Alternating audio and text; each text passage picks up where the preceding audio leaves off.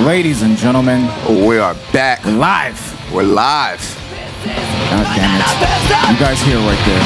Ooh, let's get some of that juice. See, this is that early morning hype shit, bro. This is the kind of stuff that gets me out of bed. Imagine if this was your, like, wake up, like your alarm tone. Alarm clock. There's no snooze button for that. Yeah, bro. You're gonna immediately. You know, one thing that I learned going to these shows, there's different types of moshing. So they had something called like I think it's like a skank or a skis or some shit like that, where they just dance around like this. That's exactly what I would do to this. Like, exactly, bro. I've never moshed. We only moshed. I think I did one time on air and actually hurt myself on air. Actually in this studio. I think we were the other way against that wall. I'm 100% sure, like I was moshing before we came on there being a dick and hurt myself. Was that what we caught in the room with the camera? Yeah. We have footage of that. Yeah, I know. Jesus Christ. Yeah. So yeah, no moshing in place for me anymore. I learned my lesson. I don't even think your back could handle it anymore. I know for a fact my back wouldn't be able to handle it right now. At this moment, I'd start it and then I'm going over. You guys are gonna have to call an ambulance because I'm not gonna be able to move. Jesus Christ. Do you realize that this is the final installment for us on 30 Days to Rock? Yes, man. After this is just we're going back to firstlive.us, right? .us. Are we doing that? Or are we going to keep 30 Days to Rock.us? We might do part 2. We might do another 30 days shit. Ooh, another 30 days. Another 30 Days to Rock.us. 30 more. How you feeling today, though, bro? I feel better than I did when I last spoke to you, and I feel better than I did this morning. Like I won't say this morning, but I felt good this morning. But a little while after, I didn't, so I had to take something. But I feel better right now. I told you about that time that I went to sleep, and when I woke up, my back was tweaked, and I didn't know what to do, and I couldn't move at all. So I already know. Like that was just a midnight tweak. Imagine the shit you going through right now. Yeah, man, that was that was the worst it's been since I initially hurt myself all those years ago. Like that, it was scary for me. Like to feel like my legs weren't working, bro. Like it was very scary. Crazy. It wasn't fun. So you guys heard some music at the opening of the show. Of course, that was Nacrotic Society performing here at First Live Studio just a few days ago, right? Just a few days. You guys can see the actual footage on 30daystorock.us. Of course, everything is archived there. That's why we love this place so much. You see it right there. Look at the production value behind this shit, bro. You see that Those shit? lights, man. Oh, yeah, bro. This is like some rock star balls to the wall shit, bro. Oh, damn. You think you could scream like that? No. I used to be able to do that. Like that, like with a purpose? No. Like I could probably get that loud to yell at a game, at a sporting event maybe, but not like that. That's a talent. I could just get loud and... You remember the time in our lives when me and Christian used to go in his apartment and just empty out his room and scream at each other to try to get our voices like that? No, I never knew you did that. No, I never knew you guys did that.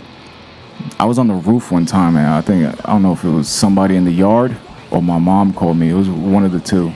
But I just walked to the end of the roof towards Knickerbocker, and I just screamed at the rocks for like 30 minutes. People ran upstairs. They thought somebody was getting murdered. Trying to get that fucking crunch, bro.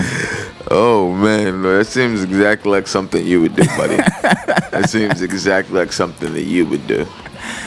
Oh, shit. The bullshit that we got done on that roof. Let's not get too deep into it.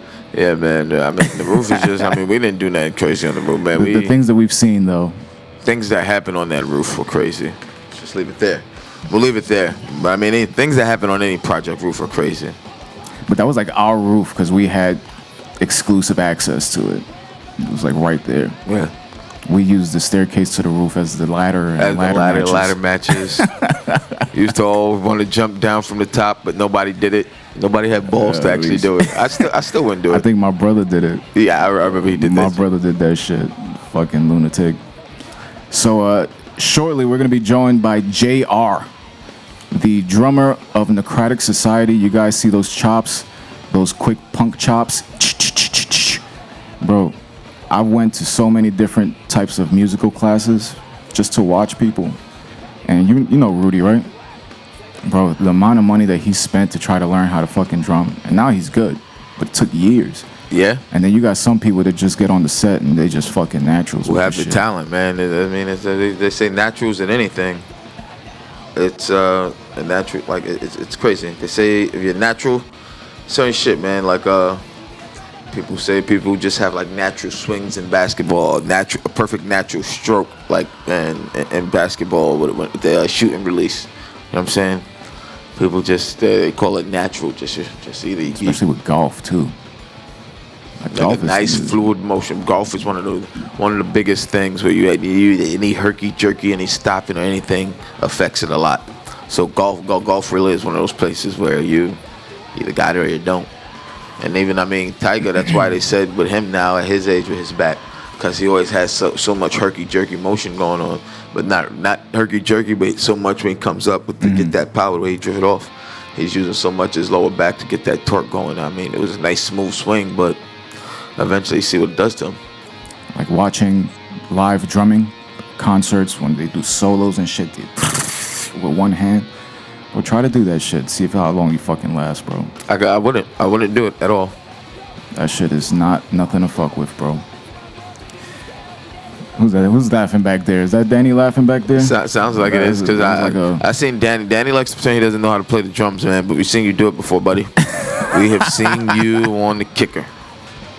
He's just reminiscing back there by himself of the good old days. Man. Back in Texas. Shit. So, JR, if you want to join us now. She's taking the couch. I think that your computer network just kicked me off, man. I don't know what's going on. It let me on initially. No, it won't go back. I don't know what's going on here. That's technology for you. Yep, I hate technology with a passion. I think everyone here should know that by now. I would much rather fill out 10 pages of documents than those 10 documents electronically. I'd rather with a pen, and I want to hand it to an actual human person so I know they're getting it. I don't care if you trash it; it goes in a heap over there. But I'd feel that feeling of accomplishment, knowing that is just, I don't know what it is, but electronic paperwork I never feel like it gets through.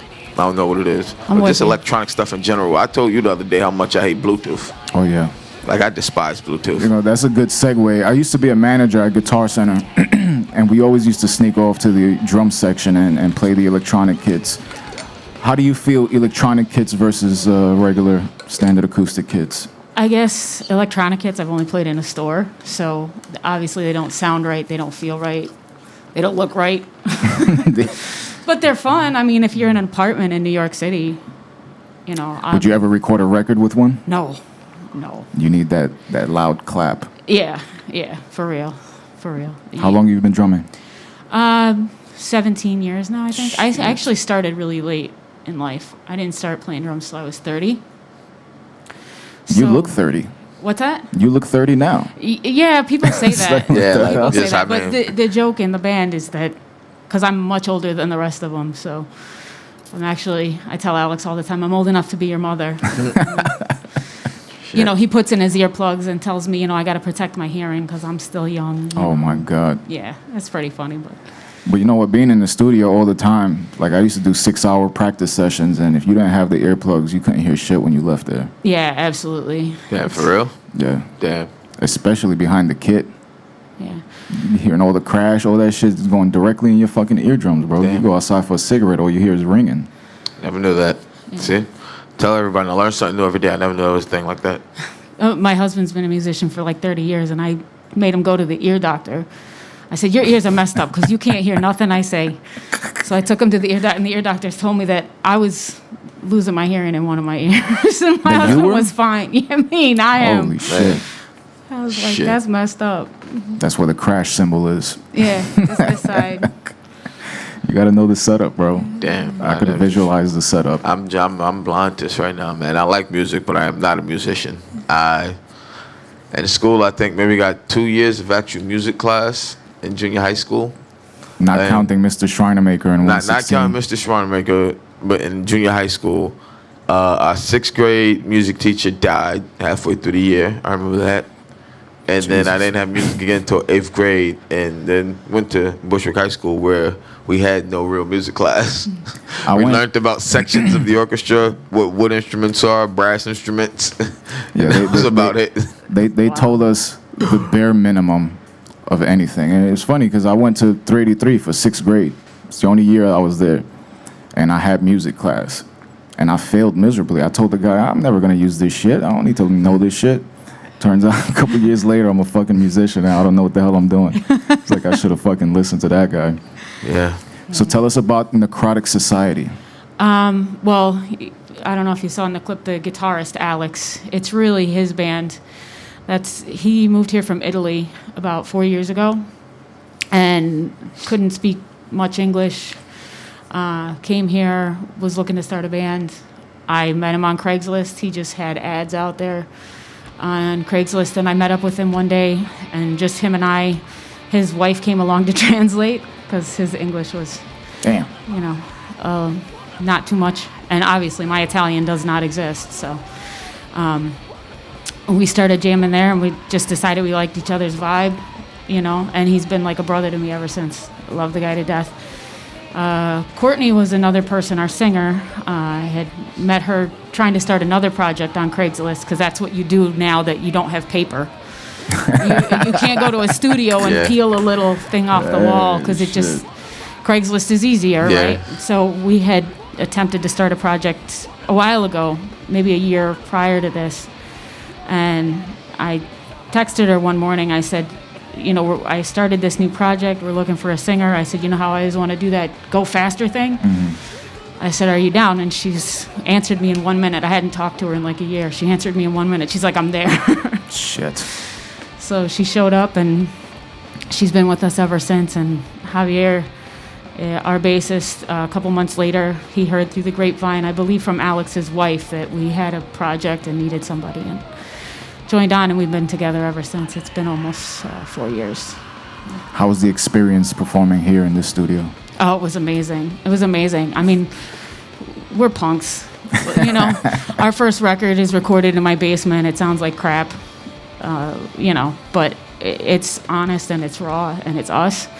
So to come into a place where you have beautiful equipment and like, oh my God, overhead angle, I get to see myself play. That's like so exciting. I never had that shit.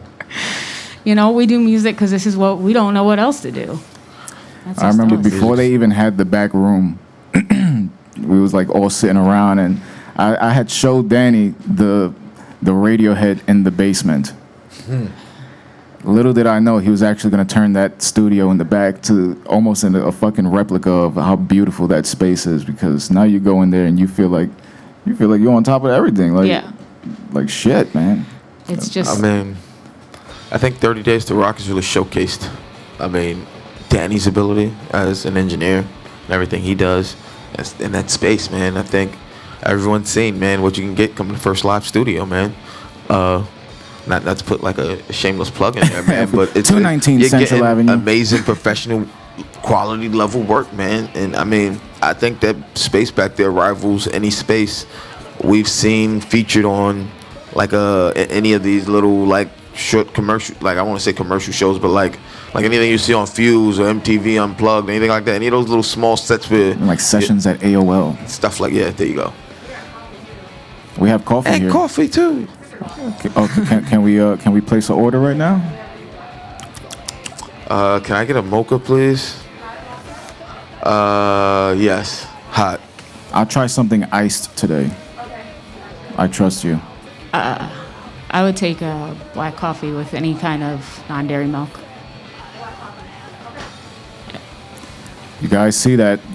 It's full service here at First Live. First Live Studio. And I totally lost my place where I was at before that. Oh, I yeah, was. You was. Yes, I was doing a heavy plug plugs there.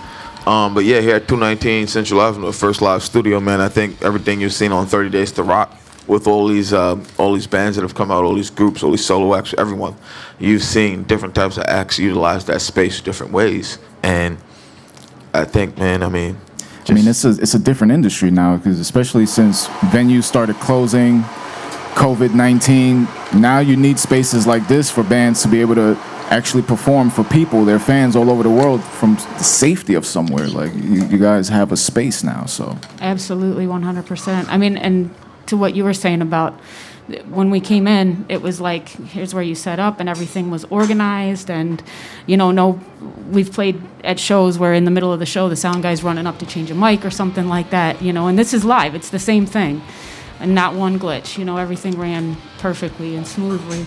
And the other thing is, I did have a chance to check out a lot of the other acts that have played here, and the variety is amazing.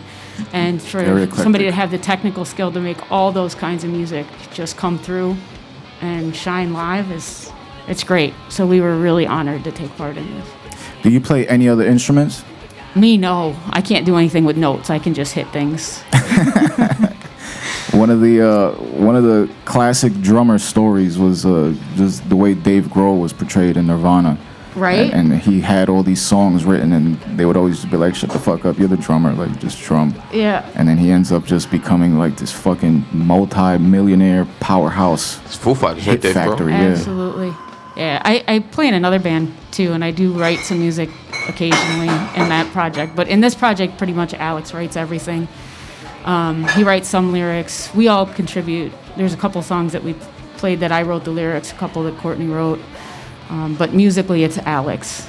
And the other band that I play in, I do occasionally, because I do own 3 guitars. I just can't play them.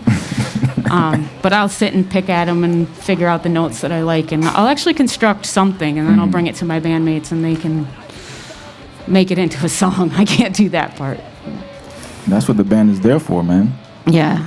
You know, bands work, man. When I first started, and we would get together for rehearsals, we was doing all covers, but we actually went to Guitar Center and got the books, like the sheet music books, and you could see, like, the Nirvana books, everything was written by Kurt Cobain. But then you get the Incubus books, and you have everybody in the band listed as a writer. Mm-hmm. So you could see that there was a control factor in bands like Nirvana, where they just have this sole person that's putting together these productions, and whether or not they're getting information from the other band members, they want their name to be the one that's like featured. Yeah. I mean, I think that all depends on how the process works. You know, during the lockdown, I texted Alex and I was like, you got to keep writing stuff, you know, just write and record it and send it to me. So, you know, we got like 4 new songs that we're working on that he just would record in his house, you know, and then we just add our parts. And we arrange them together, but, I mean, really, when it comes to the musical inspiration for almost everything that we've written, it's all Alex. So. Alex, man. Yeah, man. He's the man. Yeah, I know somebody here likes hearing that. You say that one more time. My real name is Alex. Yeah. So I'm like, say it again. One more time. Those Alexes. But, I mean, you think about it, for somebody to come from another country and not speak the language and do what he's done.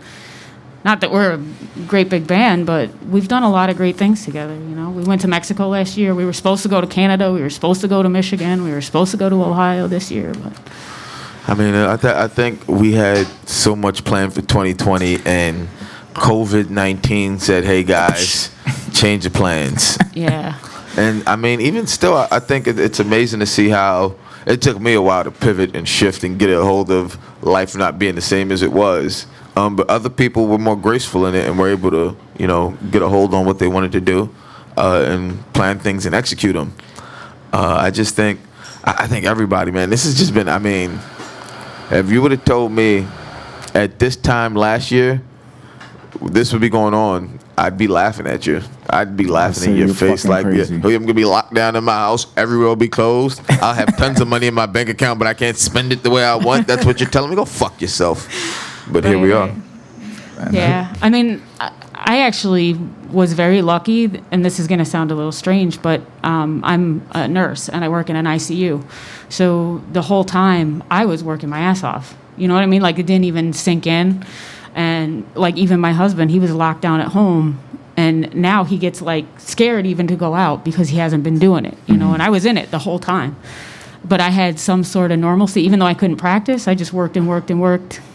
I was at work all the time for like those couple of months where it was really bad up here. And now they're going through it in the rest of the country. And I don't know why it's so frustrating that we couldn't get this stopped. Because we could have, and we didn't. It's 100%. It shouldn't have been like you see other parts of the world. Like let's take well, your buddy Alex is from Italy. I'm guessing he may still have correspondence with people out there. Absolutely, yeah. I'm gonna guess it may have been nerve-wracking for someone like that to have people you still know there what they were going through. What we're seeing from their ICUs before it got here, and you see other places that got the same number of cases as us in the beginning, and they're back to normal, had minimal deaths, minimal cases because they listened, did the right thing, and it wasn't opinion-based issue. Right. It's all fact-based. It wasn't opinion-based. Well, let's try this. Let's figure out if this works. Let's shoot some chemicals here. Let's inhale some of these chemicals. It wasn't any of that. It was, terrible. guys, listen, we don't know what this is. So for the safety of all involved, guys, stay home. Wash your hands. You know, you have to go out, wear a mask. Put a mask Keep on. away from each other. Not you a know, big deal. be careful, guys. It's important, guys. Just be careful. You know, so you have to say, be careful. And, you know, you tell an American, be careful. It's like, the fuck do you mean, be careful? What you mean, man? I don't need to be careful. I'm American, man. I do what the fuck I want. You Yeah, tell me, be careful? I'm fucking American. Once they lose that A, you know you're in trouble. When they're just American. Yo, like I saw yesterday, man. This is your fault. I went on World Star Hip Hop, man. American. And I saw a video, and this guy said he was and like the KK, where the KKK headquarters is, somewhere in Arkansas. And he was like, it's considered, like, some people consider the most racist town in America. And he just had a Black Lives Matter sign. Oh, yeah, I saw that. And it was like a 2.5 minute video, bro. And yo, the shit people were driving by saying, yo, like the guy who pulled up, like, I'm gonna drive back over here in 10 minutes. If your ass still here, you're fucking dead. Like, it's like, why you playing with fire, man? First off, I mean, hey, he didn't blink out any of those people's faces, so it's a rap for all of you. Like, I don't even want to say it's a rap. I mean, I'm guessing in that town it's okay to be openly racist because no one had any fear with what they said. Like, it's insane, like that man. Chappelle skit. Like, that shit was... It's amazing. I mean, I'm looking up behind us. I know they can't see it, but there's a map here, and if you look and just realize what expanses of this country don't have high populations of people that have melanin in their skin, and it just changes the perspective, and it's sad. It was like, to see that video, I'm like, wow, that's fucking nuts, man. Like, I was like, I know it was on World Star, right? Yeah, it was on World Star. Yeah. I was like, wow. I'm just like, yo, it's crazy, man. But I even saw like the seeing icon, I people didn't like watch a lady, the lady who was spitting a guy's face the other day, man. I saw a video of that. It's like, yo, what's this going on? Why would you even, like, just the people want to come up to you being ass on because you're wearing a mask and they're not. Like, just wear a mask, man. Like, I don't like wearing a mask everywhere. Like, on mass transit, that shit's hot. But hey, this is why I got to do my part. When I'm walking the streets, I really don't, unless I'm around a lot of people. I always have one on me. But like I do my part. Mind. Yeah, I don't want to do it, but hey, this is the part I have to do. Like, and everybody should know that. And there's people who have, I don't understand how it's still a problem or it's still an issue. You see what's happening, and because people are Americans. That's American. They're like, that's right. Like she said, once you lose the A. Once you lose the A, it's a whole different ball game, man. Yeah. But I just can't believe that it's that this is what it's come to, man. That like we're here, like we're here where like that. A lot of it's just turned into team sports. You know, Democrats versus Republicans, and I'm on this side, and I'm gonna do what I'm gonna do regardless. You know, and people have lost the ability to think critically. I tell people that all the time. Our current government loves that. You know, the fact that people don't think for themselves and they look at one TV channel and that word is bond, and you get that one channel can spoon feed people shit and another can spoon feed people the same thing from a different perspective, and both of them could be so horribly just not even in the right place. Yeah. And what annoys me, not to cut you off, but what annoys me is something I've been seeing a lot. People on Facebook, they'll be like, Trump is evil, this and that. To stop evil, vote Democrat. Yeah. It's like, bro. It's like, first of all, let's do some self-reflecting, because a lot of these people, they hide behind the colors, but then their actions are kind of the same. Like, similar. I say it all the time. If you go back 4 or 5 administrations and go from there, look at the amount of people who have bounced between Democrat and Republican, fucking administrations. It makes no sense. If these party lines are supposed to be so hard drawn, people that were in this guy, like it makes no sense. Because, I mean, if you look at a political spectrum, you know, whatever you want to put on whatever side, our politicians, the Republicans and the Democrats, are so close to each other on that entire spectrum that the idea that Joe Biden is our savior in this day and age is ridiculous. But, and then you got somebody like Bernie Sanders who's, you know, this far over to the left of Joe Biden on that entire spectrum, you know, that ranges from extreme to absolute authoritarianism to anarchy or leftist, you know, whatever. Bernie Sanders is just this far outside that window to a social. We are a socialist country. I mean, if you want to get rid of socialism, let's get rid of Social Security. Let's get rid of, you know, all those things that everybody over 65, you know, relies on. That's socialism. That's where we take care of people that need help being taken care of. Mm-hmm. It's not about, you know, I don't know how socialism became a bad thing. I don't know how all these words became villainized. I think it's tough for people to digest when it comes to socialism thing. I tell people I don't think full-blown socialism could work in this country just because greed eventually wins out, and that's what it is now. That's why I don't think it could work here. And I think just seeing the way it's failed across the world, other places, I'll use Venezuela as the biggest example right now, and I think that scares people. People are gonna always harp back to that. I tell people all the time, look at welfare, like you said, as Social Security, disability. There are a lot of things that are socialist policies, and I tell people there are a lot of socialist policies that could work, that should work, that should be applied here, and leave things as they are or be made better. But to go, I think full-blown socialism in the United States of America would be a step down a dangerous path. And I mean, it would honestly scare me if it went full-blown socialism. But I tell people all the time, look at it, just welfare is the biggest one. That's a socialist policy. For people over 65, Medicaid, all these things, those are socialist policies. So the things that a lot of people that age are also complaining about, it's like, reminder, guys, you benefit from socialist policies. Yeah, they'd be coming for you if we got rid of everything even that's socialist. The biggest thing was like what I have cotton mouth so bad right now. The biggest thing from when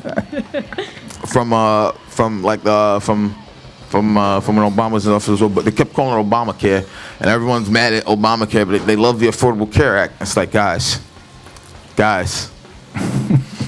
what are we doing?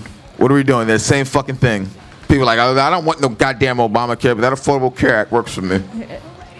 They just didn't want the name Obama in it. Because it's turned into team sports. It's mind-baffling. Mind-baffling. Oh, thank you, Emily. Look at that. Look at that right there. Solve that cotton mouth. I haven't had cotton mouth in years. That's when you used to smoke. Huh? That's when we used to smoke with no water. Ah, man, yeah. I just took that medication this morning. And, I mean, I pounded water too, but I'm still pounding. It's just make a mouth right. I feel like Jim Carrey in that scene in Me, Myself, and Irene.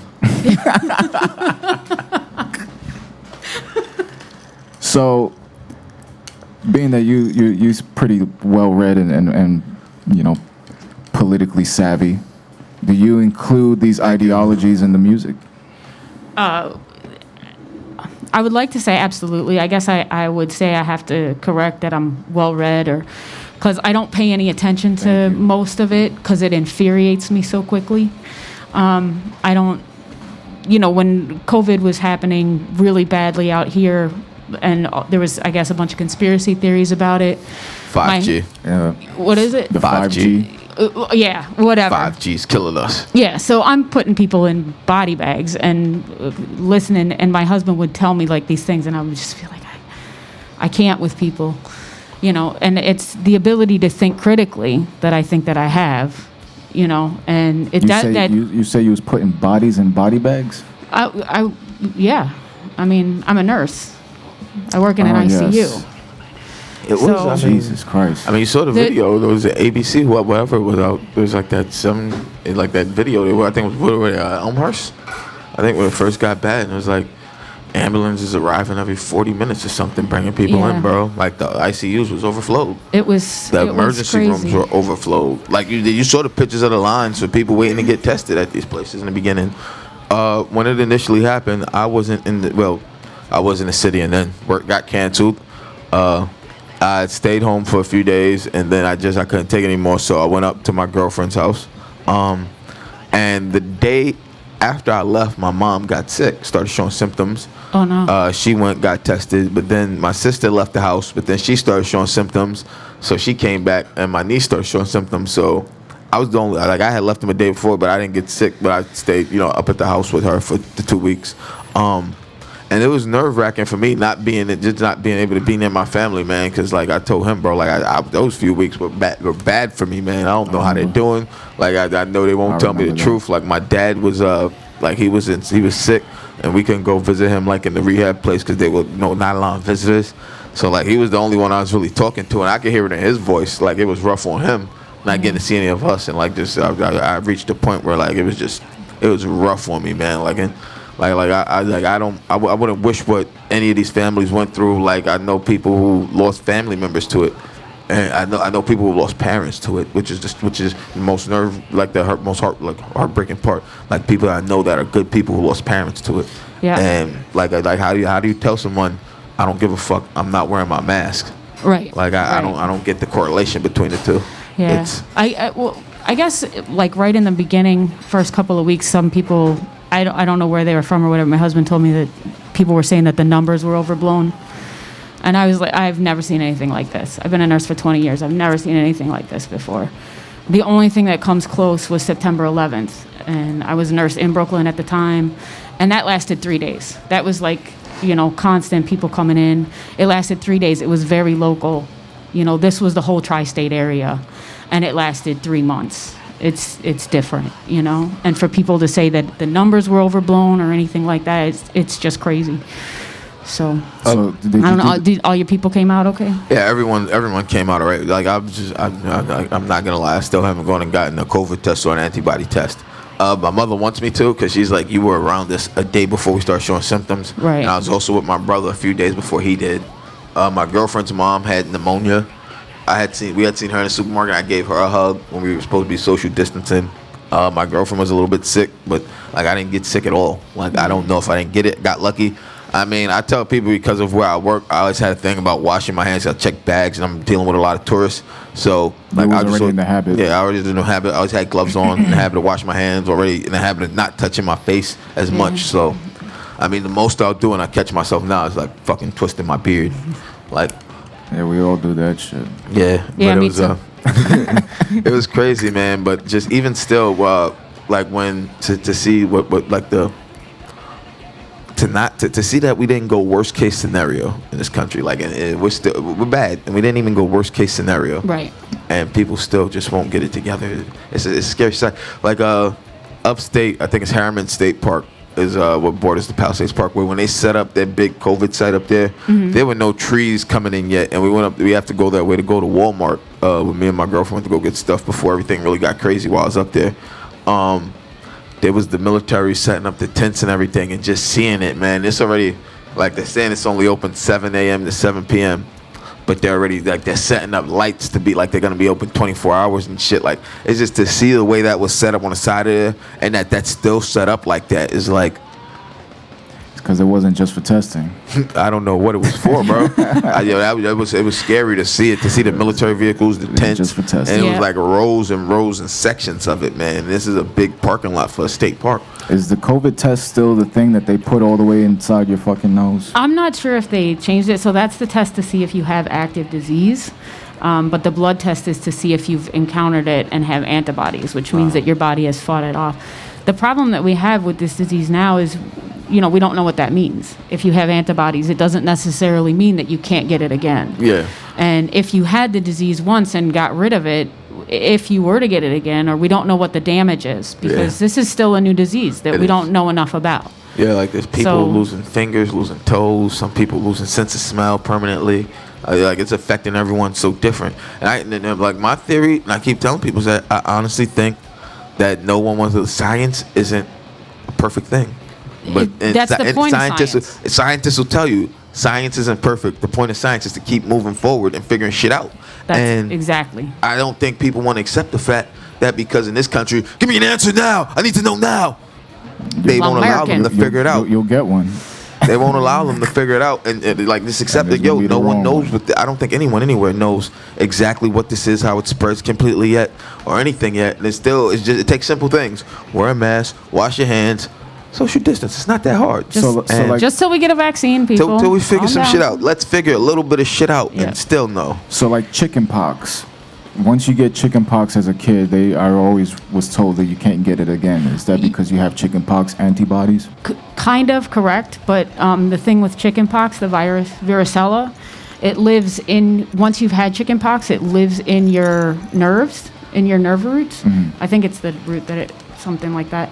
But if it can reactivate at any time, and what you'll get is shingles that you get from yourself. But like, let's say I had chicken pox, and then shingles is the same virus as chicken pox, but you'll develop it along one, it's called a dermatome, one nerve tract on your body. So that's why when people get shingles, they get it in one place. And then if you've never had chicken pox, you can get chicken pox from me while I have shingles. Oh, man. Because it's the same virus. Christ. So, and allegedly, I guess you could get shingles more than once. I think it's not real common, but they have vaccines for that. I don't know how a vaccine works for a virus that's already in your... I'm not a virologist, you know. That's the important thing when it comes to this kind of stuff, is if you're going to listen to anybody during this stuff, it needs to be a virologist, an epidemiologist. Those are the kind of people that have credentials to talk, and nobody else really does. Not the guy that made Microsoft. Yeah, not the guy, not him, not some guy that made some computer program in the 1970s. Not any social media influencers. Right. Not even me. Not even me. The president of the United States. He doesn't know what he's talking about. And every time I tell people now that it took you 3.5 months to put on a mask. If you'd have done it, we wouldn't be here. If you'd have put on a mask in March, we would not be in this position right now. We would not. But, he didn't want to. It was a hoax. And even seeing the people who were like admitting, yo, man, I thought it was a hoax too, until I caught it. Whole families that are catching it. Like reading these articles, like you got grandmas, grandpas, because the whole family gets together, doesn't believe it. And now you got 18, 19, some of these cases, 20, 22 people, like, and they're all sick. And it's like, it could have been avoided. Like, if you got, come on. And to put older people like that, I haven't seen my grandparents since God knows when, man. Because of this. I think with the public there's a level of ignorance mixed with a level of misinformation.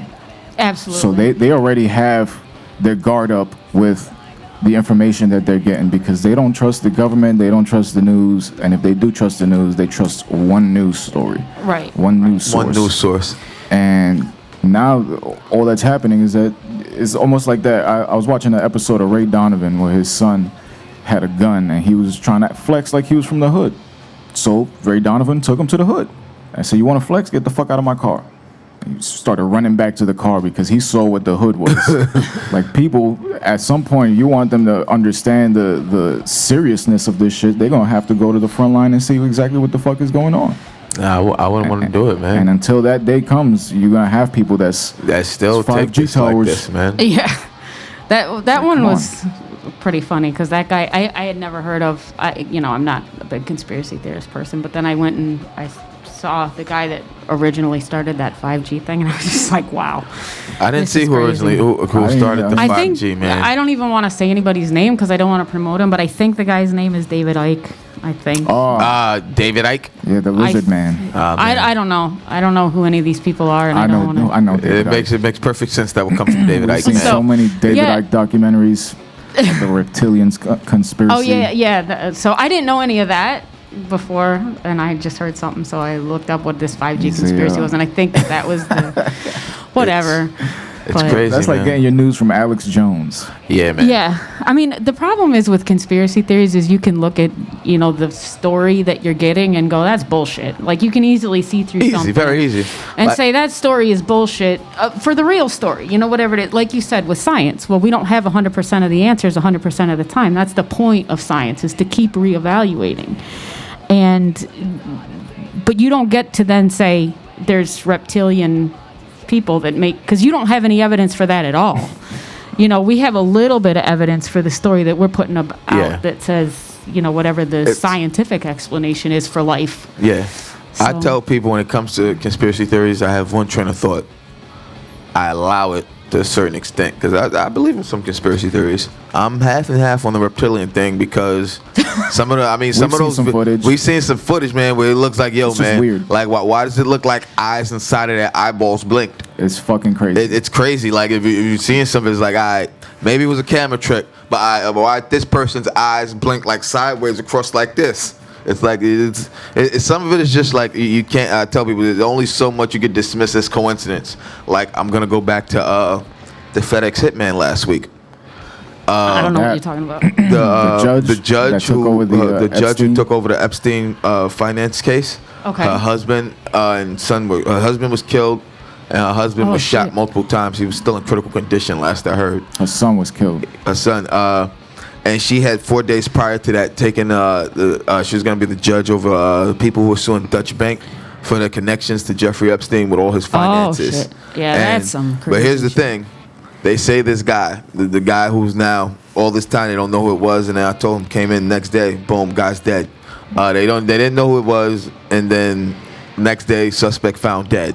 Like they say breaking news on the case.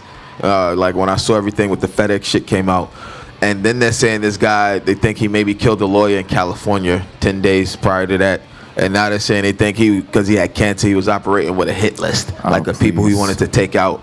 And it's like, Convenient. no. I'm like, it's awfully convenient that all of this falls into place after the fact. Yeah. And I tell people, there's only so much I accept in the world and in life as a coincidence. And some things are coincidence. Yeah. There are a lot But of we things got a that, working bullshit meter though. and Yeah. as far as it goes with that, it's like, no, guys. Like, I mean, my dad used to tell me something as a kid when he knew we were bullshitting him. He'd tell us, don't piss on me and tell me it's raining. Yeah. Like, he used to tell us that as That's it. kids. Well, you know, recently I watched this. It was a documentary series, I guess, on Netflix or something called. I think it's called The Family. The family? The Family. You know what I'm talking A about? few people have told me about it. I haven't watched it I yet. haven't seen So it. it's essentially the people that run the world, kind of, and it's they're not necessarily elected politicians, but they're the ones that do the prayer breakfast with the president every year and whatever. But they just are into power, and they just go around the world and they, you know, wherever dictators are killing their people, they go in and talk to them and talk about Jesus, and it's crazy. It's crazy. It's called The Family, and that kind of conspiracy. That's some real shit. See, that's some shit I need to A few watch. people have told me about it. The only thing I say, like when it comes to some of these documentaries that end up on Netflix and they're like produced by Netflix, is like, Yeah. it Take it with feels a grain almost of like salt. it's. I say take it with a grain of salt only because why would they put so much money into something that could be that potentially damning or any like information like that they'd be afraid of leaking out? Like that's the only thing. Like I tell people when it comes to like documentaries like that, when they're produced by a major source like that, take it with a grain of salt. Yeah, but this is going back. They just trace the lineage Yeah. of this group and their involvement in Washington.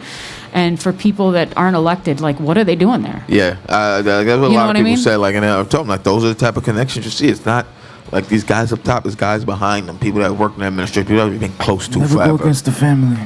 Yeah, Like it's crazy to see how some of these things just intermingle and mix, man, and people don't believe it. And that's where some of these like conspiracy theories come from. Like I told when we first started, was our 4th episode ever in the basement.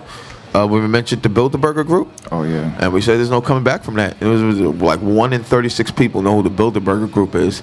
And it's literally like the 1% inside the 1%. And they meet like every Yeah. year. Every election year, they meet somewhere in the D.C., you know, Virginia, like that metro this area. is those kind of people. Then like they Elitists. meet like when they go to these places though, they buy them out like, yo, yes, like, they don't want any of the staff there, none of your people. We bring our own people in to work on Yeah. your premises, and they have security out the ass and shit. But every 4 years of the presidential election, they're in this area, and both or one of the presumptive presidential elects end up seeing them somehow. Like it's crazy. Yeah. And Yeah, there's, like you said, after a certain while, it's not a fucking coincidence. Yeah. But it's just not for everyone to know. No. It's like the majority of the people good hands. save. The majority of the people that are thirsty for the information can't even handle the information that they get. Right. So you're gonna put yourself in a position where, all right, now I know too much and I don't know what to do with myself. Now going to work doesn't even seem like I should anymore. Now why do I need new clothes? You're gonna fucking lose your mind because you realize that you in the Truman Show. Yep. Yeah. That's very, very adept. We kind of all are. We all, I mean, Show, bro. Yeah. it's crazy, man. I mean, Shout out to Jim Carrey. Putting people That's on. twice. There was a Me, Myself, and Irene. yeah, that was wow. This is the Carry Hour. The carry hour, man. Back-to-back Jim Carrey references today. Now we gotta get some Ace Ventura I'll quotes go for going. some Cable Guy. You know. Oh, Cable Guy is one of my favorites. I don't think I've ever seen the Cable Guy in its With entirety. Matthew Broderick. I don't think I've ever seen that so in its good. Don't entirety. you want somebody to love? That's right. Don't. Definitely didn't see that in its entirety. Yeah, man. I just want to be honest there. Look at what happened to Jim Carrey, though. He left Hollywood. Somebody was making fucking, 20 million, 30 million a fucking movie. Now you grow your beard out and you don't want to do shit with nobody. You don't even do comedy no more. He did. What was he? He was just in Sonic. He was Dr. Robotnik. That's not a fucking comedy. They gave a lot of people gave him good reviews. A lot of people said he killed that role. I'm pretty sure he was perfect for it. I just don't watch it. I don't want to because- watch it because it got really Jaleel White's voice, man. Yeah, That you was took Sonic out for me. Jaleel. Like, and even that first Sonic wasn't that bad, bro. Because the internet, that's one thing that kills me, man. Was that Cancel culture. there was nothing wrong with that Sonic design. Cancel Sonic. Like that original design that just got me so upset that they had to redo all of that because everyone complained about the way the Sonic looked. And I was like, guys, like that's that person's interpretation. Sonic never looked the exact same since we first got him on Sega Genesis. Like, Oh, I was gonna he say you're changed. talking about that little. I don't know what you're talking about, but that little creature, Sonic the Hedgehog. the hedgehog. Yeah. The blue hedgehog. He kept What was changing. wrong with him? He looked like shit. He didn't look like the guy in the video game. He looked a little different. He looked different. Like his head was Try to different. make him almost human. A complete like humanoid. Yeah, and the internet went on fire. Yeah, Started they had a flaming heart him. attack. Said, I ain't watching this bullshit. Y'all better get back to the Really? fucking drawing board. You know what's crazy? It's amazing what people think is important. you Yeah. know? They basically shamed the company into redoing the entire Sonic design, and they had to postpone the movie and all that shit. And just to because redo they Sonic. had to reshoot, redo it. They had to and make a whole new guy. Yeah, they couldn't afford to keep Jaleel White on as the voice, so they had to bring Jaleel someone White, else in. Steve Urkel. Yeah. The guy that plays, he was the voice of Sonic the Hedgehog when we was growing up. He was on the cartoon. And even with the one that Eddie LeBron did, Eddie LeBron got Jaleel White to voice Sonic. So people were pissed off that he wasn't the voice this time around too. So they took out the voice and then they made him look like shit. And people were not having it. Wow. Nah, he was originally the voice. They got rid of him because they couldn't afford to keep him and do the new Sonic. Get the fuck out of here. He was originally the voice. So they made a new character, but They made the new character, but they couldn't still afford to pay him, so they had to drop him. wow. Why didn't they just use the same audio files? I don't know. That would have made the most sense. Like what? Like I guess they felt they couldn't sync it right. I don't know what it is, but like if you already have the audio, that would make the most sense, bro. But he was originally the Wait, voice in the original trailer. Was You're a him. thinker. That's the dumbest shit I ever heard. He was the voice in the original trailer. Like, yes, Jaleel White's gonna do it. I want to see this. I want to see this. And then everybody complaining like, he does look a little bad, but not that bad. Like, Did it do good at the box? it did decent, not overwhelming. You know what I'm saying? Not a real Jim Carrey release. It was kids. It was like the movie was like PG. It was for kids. But going back to what we were saying, Jim Carrey, once he got hip to the game, he lost his shit too. A lot of people, man. And it's just, there's a Red Hot Chili Pepper lyric. So the more I see, the less I know, the more I'd like to let it go. Yeah. It's like, bro, I'm tired of watching news. Like, I don't watch the news no more, bro. If I don't see the bomb drop next to me, I didn't know there was a bomb that was dropping. I only watch news when it's like live breaking stuff now, man. Like I don't really watch the news. Like too when the often. riots happened that you came to my crib and we was watching that shit, that was probably the one time this fucking past 6 months that I actually watched the news. You know me, I watch live breaking news coverage. I've always done that since I was a kid. I don't know why, but it's insane, man. It's like, I mean, for some people, and I don't watch the news often, but I read the news all the time. I've always read the news. We bigged up Miss Silvers for that last week. She's the reason I do read and stay up on current events. Shout out to Miss Silvers. That's one thing that stuck with me from her class, and making sure to use the right grammar. She was a Talking grammar about our witch. 5th grade teacher. It'll take you far though, Yeah. because being able to express yourself is, I suck at it, but being able to express yourself and get For me, it was a muscle. So like when I give the example, when I first performed, it was on April 11th, 2008. That was the first show I ever booked. And they gave me 30 minutes. I was at 169 Bar on East Broadway. I had 30 minutes to play a set of like 8 songs, and I finished the set in 20 minutes. I did everything fast. I was fucking nervous. nerves, man. And then by the 3rd show, they gave me 2 hours, and everybody came out to see me because it was just a more comfortable environment. I did it a few times already. So people they tell me, I got a lot of like young people that always want to get into the music business, and they're like, oh, but I can't go on camera, I can't go on stage and do that shit. You're not gonna know what the hell you can do until you do it. Yeah. When we first started doing radio, neither of us had radio experience. We just had a microphone and a computer. I just tried. Just gave And it we a shot. shared one microphone. We had one microphone that we would put both of our seats next to this one microphone. And just Not COVID friendly at all. not COVID. This was back in 2012. We were still worried about the Bilderbergs. Back when you could hug people. Yeah, that would have been Back a bad. when you can hug people. Now everything is elbows. Yeah. But it's a muscle like everything else. So public speaking, expressing yourself, whether it's on stage or in a relationship, you got to fucking do it. Well, you had asked earlier, we got diverged a little bit about, if political opinions or whatever play into our music. And I was talking to somebody the other day, I said, all music is political. If you choose not to talk about things that are happening, that's a political statement. And, but, as a band. That's a soundbite. I mean, but that's true. That's like a they say, soundbite. choosing inaction is an action. Is an action, correct.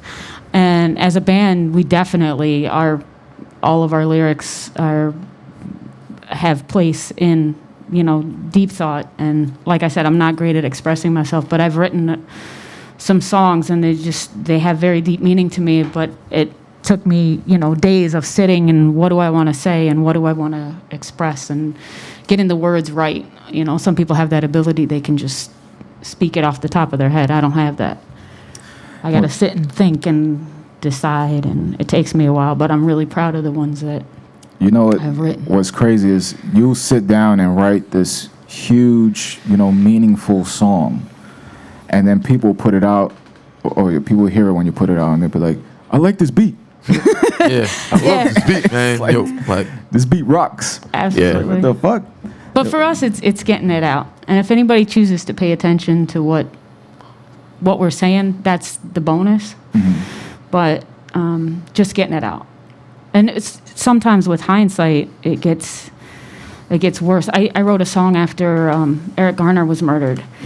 And now when I play it, and it's a song that it's in my other band, and it's a song that I sing.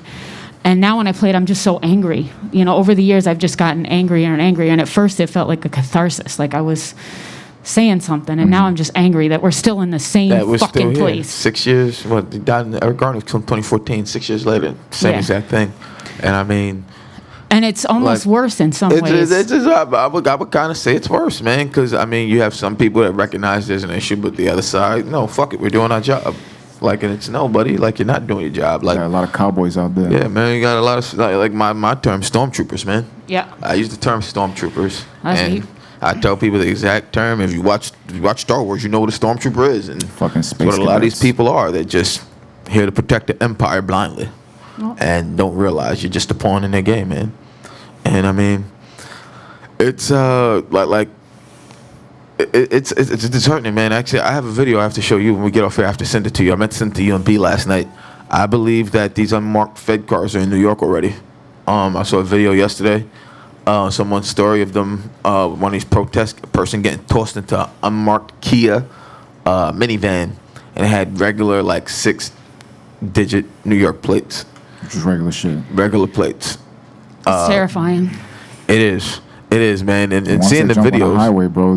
Once they jump in the highway, Like, and that's the it. cops You're lost. were like Now you're in the protecting them city. as they like loaded the person in and like took them like, and they just peeled out, man. Like they didn't even have any sirens or anything on the car. Like you would think, like if that's a cop car, you just toss somebody in there. You need to play on that siren, but they just And if you get tossed into a Kia, A Kia, no less. a Kia minivan, bro. You got some problems coming your way. It's like Fuck. seeing these videos, Toss man. me Like into a to have federal officers like doing this and then just toss them into unmarked vehicles. Like you have no idea where these people are going. Like that, I always said that was a legit fear of mine, man. From back in the day, was like, does that happen and nobody knowing what happened where I'm at, man? Like just you're here until. But that's how they're gonna usher in the microchip. Oh, your family's always gonna be able to track you. They're always gonna know where you are. Just put this in your hand. Yeah. No, thank you. Oh, you protesting? We're gonna release that cyanide. Good luck, buddy. Right? Yeah. And you got Bill Gates like fucking Mr. Burns on top of a mountain. Just like, excellent. So what the fuck, bro? Mr. Burns. How is he the voice of this shit? That's what gets me upset. I don't even understand how people are like you have to listen to Bill Gates. Like this man didn't even And no design. offense, he but didn't who the even fuck is his design that wife? great of an operating system. Right. Like, let's be honest. Windows, how many generations Windows ago? is almost all but obsolete in this world. Windows is for servers. what's the current Windows system? Are they still on Windows 10? Like Windows 10? like what they've been on Windows 10 for like 10 years now almost, right? Because they can't figure out how to create a cult out of Windows the way Apple did. Cause the operating system always sucks. It always. I think the last Windows system I maybe used was 7, or was it 8? I can't remember. Either way, I was still it wasn't using good. XP. It wasn't good. It was not. Like it was. I use 7. I still use 7, but for music, I use Mac stuff. Yeah. But I hate Apple stuff too, because I hate their phones. they but outdate I their love, problem. they outdate their shit Yeah. like hell on yeah. purpose. Yeah. You know, I love another that. $800 to get your stuff to work. It works good, but I heard that for the new phones, they're not even going to include headphone ports or any of that shit. They don't. The new Apple phones, That don't have nothing? you just have the charging jump off. So they could sell you the No, extra piece. You get the. Yeah, I don't know if they come with AirPods or not, but like, cause that's why they went to the AirPods. Now, if you want that piece, you gotta get the dongle, or get the weird little wire piece that has that little weird end. You know, it's funny, completely unrelated, but it kind of creeped me the fuck out. The other day, I have one of these Amazon Echoes, and you heard about the microphones in there? oh, listen, I was tracking a package online, but I ordered the package from Amazon. So the email said, just tell Alexa, where's my package? So I said, Alexa, where's my package? Gave me this huge rundown. And then at the end of it, she goes, from now on, I'm not going to wait until something along these lines. From now on, I'll start listening without you even saying, okay, Alexa. I'm just going to listen. Like, no, it's not If you agree to this setting, or if you don't agree with this setting, go on Alexa app on the internet and disable it. And then you have, yeah, But now you I'm have just going to to listen to everything. like read the Like, terms and what? conditions of everything in order to protect the your fuck is privacy and the this? lease. like It's what? crazy. Nah, man. Like when I remember we were talking about the OK Google shit. I don't know how mine's turned on my phone Where's out your of phone? nowhere in my pocket. I turned it off. I figured I was sitting in the app. I was sitting in the app like, yo, it turned on one day, and then I was listening to the podcast, and every time one of us said it, like my phone kept stopping. It's like, can you repeat that? I'm like, I didn't say anything to you. And I'm, oh shit, like it's picking up like the voice of us saying it from the podcast, and like I had to scroll through the steps, try to figure out how to turn it off, man. Did you figure it? Because I did the Yeah. same thing on my phone. I don't know how to I do figured it out. Like you have to go into like the Google Home, like the actual Google Home settings, and like go through. I can't remember what I did. It took me a couple days to figure it out because it was annoying the hell out of me. Like, Yeah. There is an unmarked black car waiting for you outside. Right? We heard everything you said and forwarded it to the NSA. Right. It's terrible. it was scary. It's like, bro, all because I wanted to listen to music? It's like- and you got that, the Facebook portal? That's what it is? Amazon has it too. That fucking, it's a camera that follows you around the house. Echo Show or whatever that is. The Echo Amazon has one too, like a little, does the same shit. It's literally a camera that's following you around the house. Like on wheels or something? Like it motion tracks. So you put it like here, right here. If you start walking and you're on the phone with your family What's it or watching? something. What was that? What's it? It's just watching to help you, like Alexa. No, like for you to talk like video, so for people to be able to video chat, like without needing their phone, like you can video chat on TV. So let's say you're talking to him right now. You go to get some coffee. The screen's gonna move, and it's gonna follow you. Okay, no. Like they have it's connected That's to a hard like no. the Echo Show or something. Amazon has one now too that does the same shit essentially, and you can just call people through it. By the way, this coffee is amazing. It's so good. Down here at 219 Central Avenue, Bushwick, Brooklyn. I'm sipping 11221. I'm savoring I got this. that right. 11221. I almost went to 11237. I almost fucked up in the game. It's funny because the address for the record label is 620 Wilson, but the fucking zip code is like 11207 or some shit. Yeah. That's weird. It's just like right down there. Yeah, 11207. When does that start?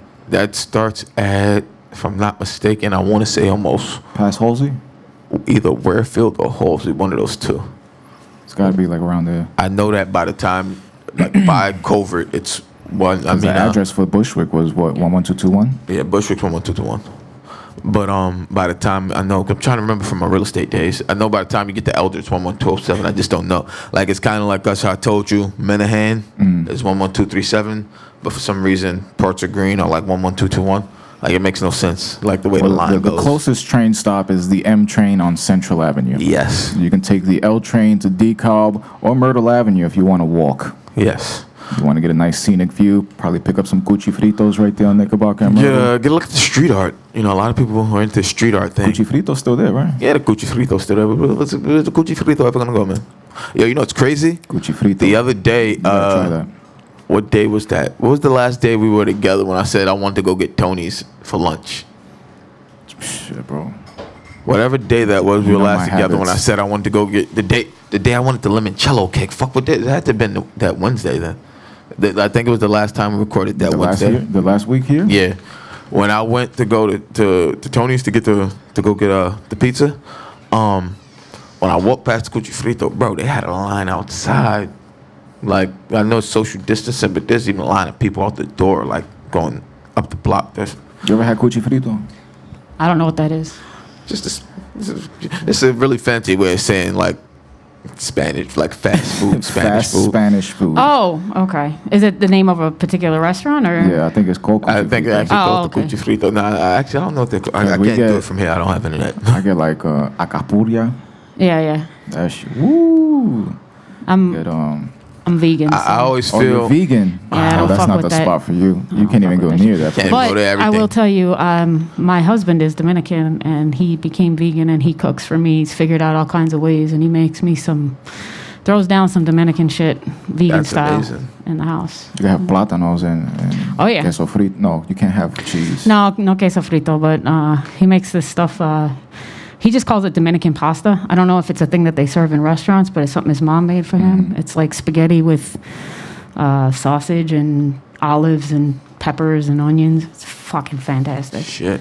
He makes shit With like sausage. that. What's that? Vegan. We just use vegan varieties, which that shit's getting good now. I mean, Like a couple of people I work with were vegans, and like they touted it proudly, flouted it, like, and they weren't like annoying, like meat is murder type. They were just like, yo, I wanted a healthier life choice. It's like, you should try. Like I remember one time, one of the dudes went, and he got to one of his vegan spots. He's a bodybuilder. Like dude's cut, chiseled the fuck up, and he went to one of his spots, and he came back. He had vegan mac and cheese. And it's like they used the vegan cheese, like vegan noodles, everything. But it had, I forgot what he said they used to make it taste like he wanted meat in it as a protein. And he's like, yo, try it. And he gave me some on the lid. I was like, holy shit, like this actually tastes good. Like one of the girls for my birthday got me vegan red velvet cake. Cause she knows I like red velvet cake. Yeah. That shit was delicious. I'm like, holy fuck, like. There's only one vegan spot that I've gone to at least a dozen times, and it's in the Village. It's called Red Bamboo. Oh, fuck yeah. Red Bamboo, bro. Go to Red Bamboo, get some Creole soul chicken. It's one of the Holy best things shit, I've ever bro. eaten. Is it vegan? You said Creole soul Creole chicken? soul Bro, chicken. I get And ribs. it's vegan? They And got it's vegan. ribs. They got all kinds. Vegan? How do you make vegan ribs? With fucking, I guess, tofu and a lot of flavor in They it. do some. It's fucking voodoo in there, bro. They got black I magic. say it's a crime against nature because I'm not one of the healthy vegans. I'm 100% the political type, but I don't try to rain that down on people. It's just this is a choice that I make for me because I feel it's what's right. For me, it's a moral question, and I don't hold that against other people. So I like to eat. Yeah. There's a lady. And Red Bamboo is Red the Bamboo, place, bro. the spot. There's a lady who used to be in the city take you there. around work who used to just always like talk about stuff with vegans and shit. And there's a few times June yelled at her, like my buddy, just because she just cut into the middle of conversations with people and be like just talk like facts of vegans. Like if you're vegan, you'll have better sex, better this, and that. And it's like, You taste better. first off, I'm just in the middle of a conversation. Like she would come out of nowhere, and every time somebody see her coming, like we're like my buddy June yelled at her a few times, like, and I just okay, thank you. Like there's, it's like yo, like this lady would just come out of nowhere, like she just pop up, and it'd be like yo, lady, like just way to make it awkward. Like a street preacher or Just a regular lady in the street. a vegan street preacher. Just okay. I don't know. I see a lot of girls on social media talking about eating like cantaloupes and other sorts of fruits so that their vagina tastes better. I don't know how Literally. it goes. I mean, I've always heard people say that. Like, I mean, I don't know. Where's the science behind that? I need to know. Somebody get Michael Douglas on the phone. I'm here all week, people. I don't have a drum. Hey, shit. Oh man, I remember we spoke about that shit live on the radio. we did. That we shit did. was funny. Oh man, Michael Douglas shit. got fucking throat cancer from eating pussy. Said it, man. That was That's crazy. that Hollywood life, bro. That is, man. He's vegan. I guess. Fuck knows. It's crazy, man. But I mean, there are people who make that choice, man, and they are like they say they're the healthiest. They feel like one of the girls at work told me she gave up meat just for Lent, and she felt so good that she kept going. Like she's not a vegan, but she's vegetarian. She's like, I still. Just for what? She gave up meat for Lent.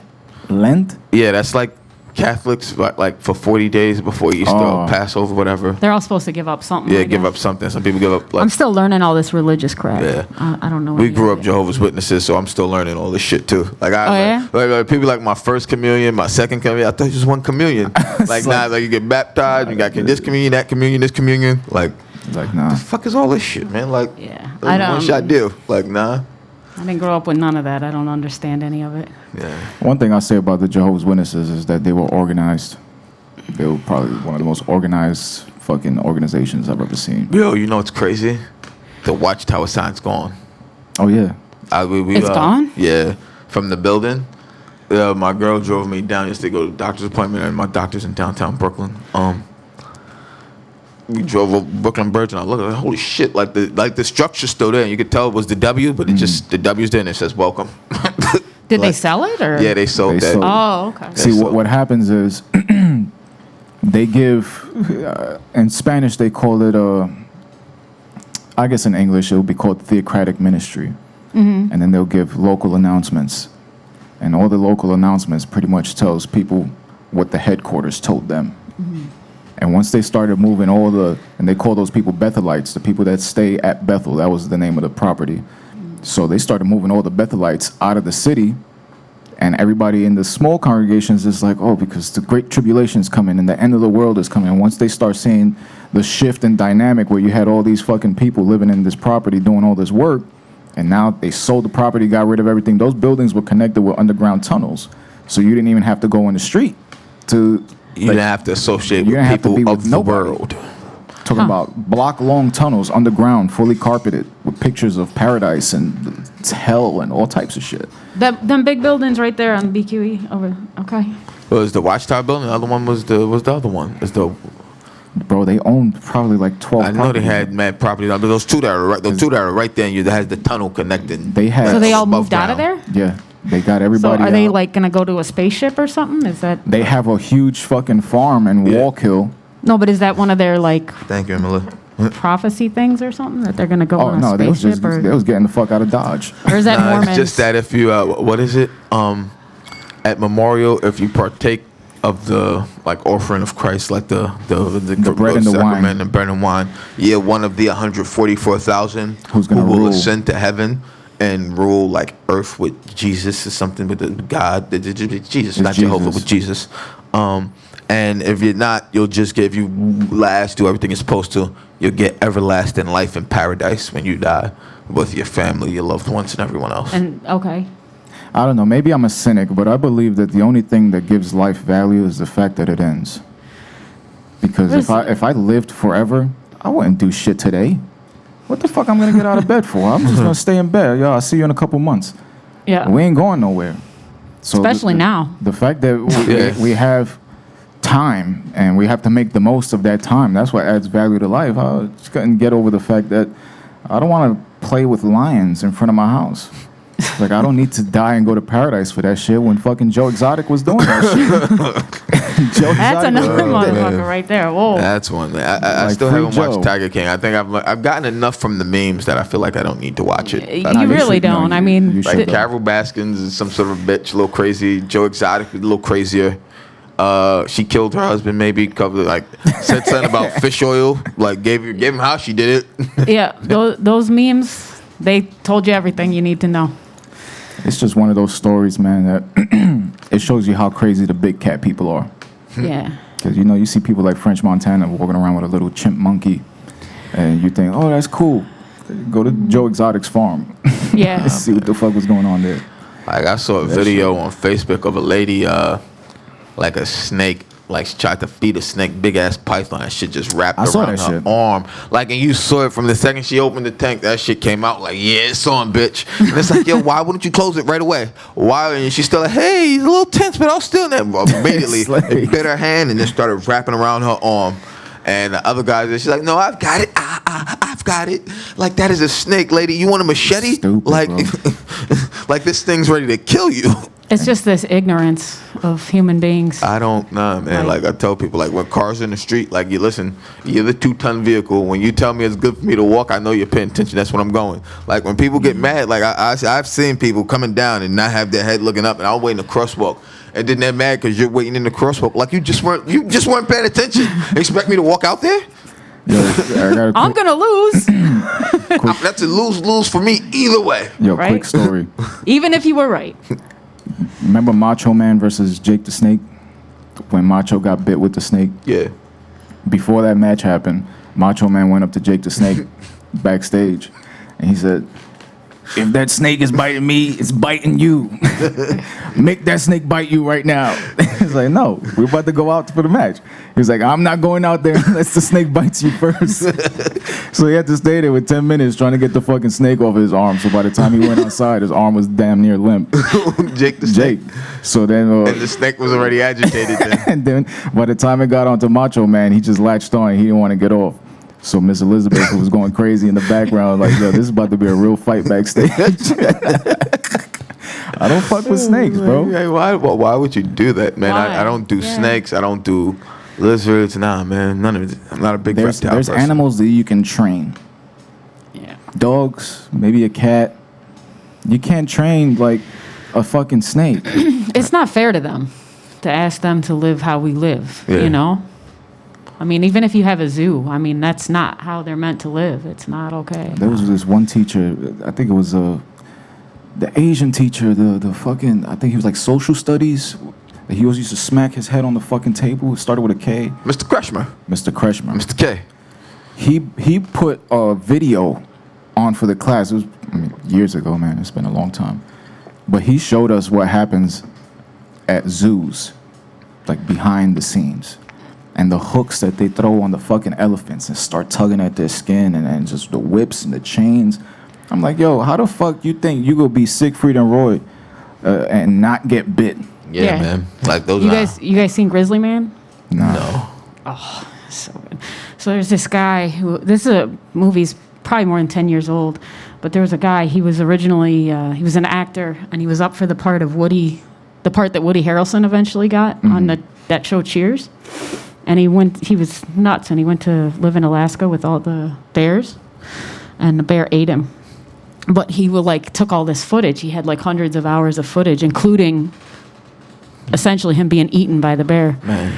And somebody took it, Werner Herzog took it and put it together and made a documentary called Grizzly Man. But you're kind of like, well, what did you think was going to happen? Did they show him getting eaten by the bear? They don't show it, but the audio is kind of there. But the guy that made the movie, the family didn't want it released, obviously. But I mean, people need to understand. Don't fuck with these animals. They got a different God than you. Yeah, man. And Their God is nature.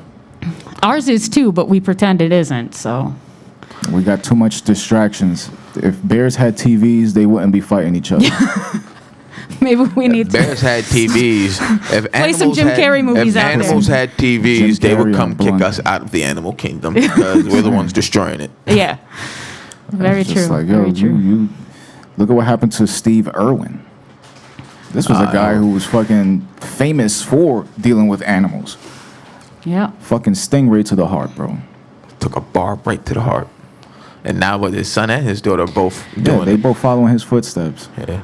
They need to wear that D'Lo Brown chest plate. Just protect your chest. That was, man. I remember when they said that. Like, that was crazy. Like, it's just, I mean, I'm not, like, I'm an animal lover. I like animals, but, like, some of these wild animals, though, man, like, it's cool. It's cool to see them from behind the glass, see them on video. I don't want to see them I in don't need person. to pet you. Like, I don't like never. I've them- never let been them stay interested where they on were going born, like man. through the Six Flags Safari. Out of all the times I've been to Six Flags, I've never been to the safari. No It's interest. just it's a pretentious place. You're driving through this place, convincing yourself that these animals are happy. They not fucking happy, bro. Fuck no. And I've driven through the fucking safari, bro. I remember I won tickets to Six Flags from some daily news concert that my mom had submitted on my behalf, and I ended up winning the tickets. So me and Joey and my mom and Jose, we drove, and we going through the fucking safari, and I just saw miserable faces, bro. It's like you could see the soul of an animal, bro. He's broken. Don't matter that he's out in the open. He knows that that's bullshit. That's not he can home. see rides. Right? It's like you can hear the coasters. The Yeah. SeaWorld, the animals, all their fins That's fell even- over. My God, bro. And they're like, that's just normal. That shit ain't fucking normal. Go to the not okay. aquarium on Coney Island. That shit Coney was Island, depressing, just- Coney Island's depressing, like as an amusement park. Like, bro. You ever been to Coney? Once when I lived in Brooklyn. I Once lived- as a kid, just I remember the first time I went on the cyclone, I damn near broke my spine. I've bro. only been on a cyclone once, and I remember hurting my neck. It's, like, it's an all wood coaster. Yeah, I took my niece. I said, I ain't getting on that shit. I was with my friend. I said, think- you give me your kid, you take my niece, you go on it. I think as a New Yorker, I'll it's take care a of your rite kid. I'll of put him through passage. college, whatever. Have fun. I think as a New Yorker, it's a rite of passage to do it at least once, but that's not, I wouldn't force it on anyone, man. Like, it's just, can your neck handle it? First off, how's your back? Yeah, no, you have any back issues, neck issues, don't do it. But as a New Yorker, I think you have to ride the cyclone at least once. Or do the, have you ever done the Wonder Wheel, but the swinging? Yes. Yo, bro, never in my life again. I've seen so many videos of that shit malfunctioning, bro. I'll never in my life do that shit again, bro. Like, I don't know what made us think that was a good idea, You gotta bro. wear diapers when you Youth. go on these roads. Youth makes you think a lot of things is a good idea. Yeah, when that shit like, and it don't start until like, and then it's like when it stops because it's on that little track. And that shit swings like, oh god, God. Was it me and you, or was it me and Cheese, that we had the shopping cart in the backyard and we was running across the yard and jumping in that shit and slamming into the wall? That was you and Cheese. That had to be me and Cheese, because that was when the other side playground was still up. It's like, bro, we was just adrenaline junkies. I might have done that too. I remember doing that in a shopping cart, but I don't remember if you were there. I'm trying to think, honestly. That shopping cart, we used to just do dumb shit. Dumb just shit. just Some to people feel made a some sort show, of a high. TV show about that. Jackass. There you go. You could have been millionaires. A whole generation of kids now, like, we weren't that dumb. Like some of the shit those guys did. Actually, If you were getting paid, you might have gotten stupider, though. but Jackass actually stole that idea from 3 guys in like Norway that was doing this shit called the Dudesons. Damn. And the Dudesons, they ended up doing a joint, like a series together because it was just a bunch of jackasses. So they capitalized, but they was doing that shit out in The injuries they say they had from Switzerland doing or that some shit, bro. Like some of those pranks were just too much, man. Just some of that shit was just nah. I saw one that they was throwing a hammer across the room to each other's nuts. I'm just like, bro, like, I know it's good TV, but how much are you really gonna get for this episode? When they had the oranges, when they were doing it with the squat with that shit, and they were like no, bro, like no, how fast that shit's hitting you. Like the bruises they left them with, like when they hitting each other with the staple gun, like some of that shit is just why? For the love of me, why? Like For the viewers, man. Everybody. Who would have thought when they first started doing it that our culture would turn into this? That was just a clickbait, prelude, man. You know, everybody Seriously. doing whatever they can to get looked at. It's crazy. Everyone wants to go viral, man. That was really the beginning of public stupidity. That really was. It's like, because back in the day, remember when all we had was like on-demand TV? Public access. It's like, You know what's weird is public access used to be kind of good. Like Used there was to. always some good shit on there, and now public access, it's everybody has access to everything, and it's just so much garbage. Remember Flavor Videos with Bobby Yeah. Simmons? Flat videos. Fucking These were the things that we, B-Cat. especially on the TVs that were just literally the 7 channels that you could possibly get. Yep. The late night channels that is static all day, but like at 1 o'clock, that shit just pops up. Yeah. That's why I used to watch ECW. Used to watch it on a regular fucking TV, bro. Word. Yeah, Yes, where I'm from, Chris Farley's from my hometown, and he used to have a TV show with his brothers, like on public access in the middle of the night on Saturday nights. We used to Fucking watch rest it. in peace, Chris Farley, man. We used to watch shit like that. Tommy Boy. Chris Farley, man. It's crazy. We It's lost crazy a lot to of think good about. actors, man. A lot of people made us laugh. Lost a lot of Remember good- John Candy? John Candy was a motherfucker, bro. Yeah. Uncle Buck, Jim Belushi. Yeah, Jim Belushi. Shit, I A would lot of say people, Robin man. Williams, but I mean, Man. he stole a lot of material. I heard about that. You put me onto that, man. Bernie Mac. Bernie Mac was an original. Nah, just that's one. That's one that's still. Whenever I watch anything with Bernie Mac in it, just damn, just it cuts me up a little bit. Like every time Life with Eddie Murphy and Martin Lawrence has been on a few times recently, and you know they got like every black comedian from that era is in that movie, man. And just seeing them all together and seeing the way on that stage, like when as Memorial, the way they were all crying when they were together trying to talk, just that shit just sad, bro. Shit, I think the only one wasn't in that movie might have been Cedric, but you had everybody else. Yeah, man. Well, that just got depressing. Yeah, man. Holy You shit. brought it back. Like, just- It's we love. I thought Danny was going to What? get like a nice close up of my face, just kind of. Why is it talking about comedians makes us sad? Because honestly, it's funny because the people that try the most to make us laugh are the most miserable. I actually did see a documentary recently about, I think it might have been Wayne Brady that did it or something like that, but it had some few people in there, and they were just talking about, you know, something that drives you to get out there and make people laugh, but at the same time want that attention. And, you know, it's sort of a self, you need a reassurance, Yeah. you know, from outside. And that's kind of an unstable thing, you know?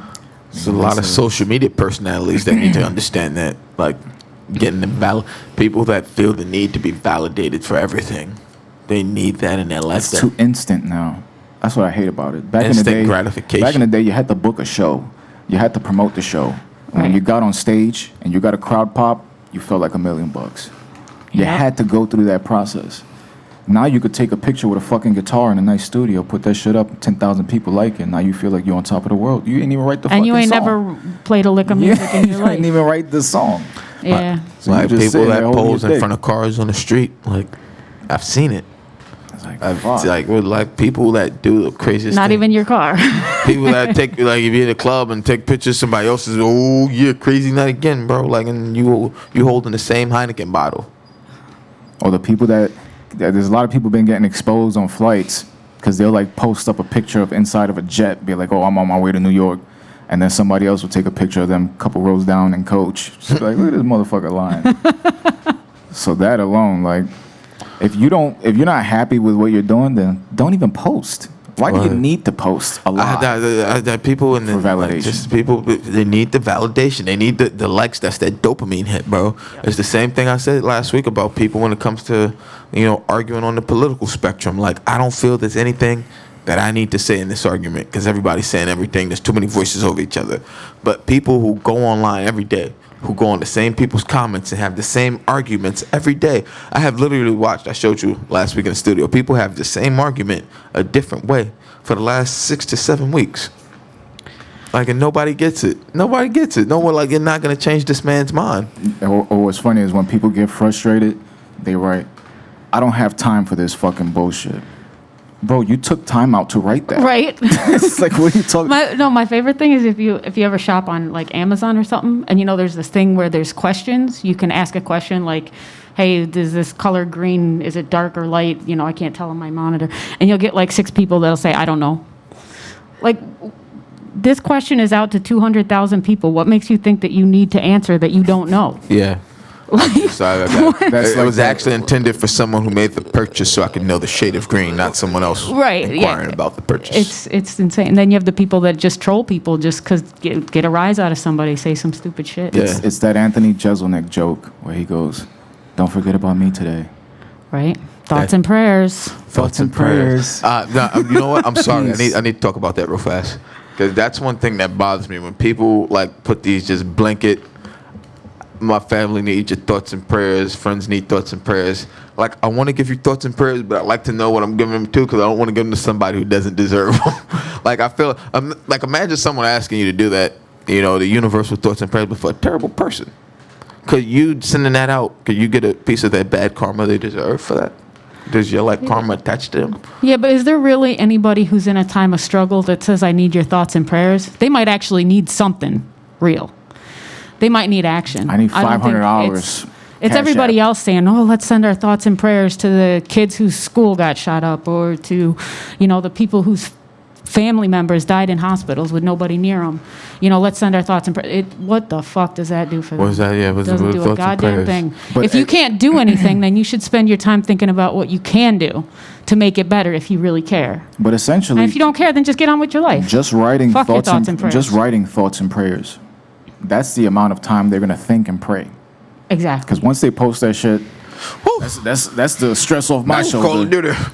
Get back on my shit. I gotta go get something to eat. Who's playing online?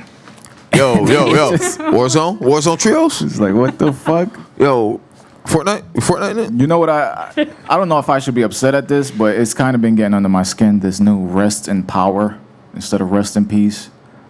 Everybody's saying rest in power. Listen, if I'm dead, leave me the fuck alone.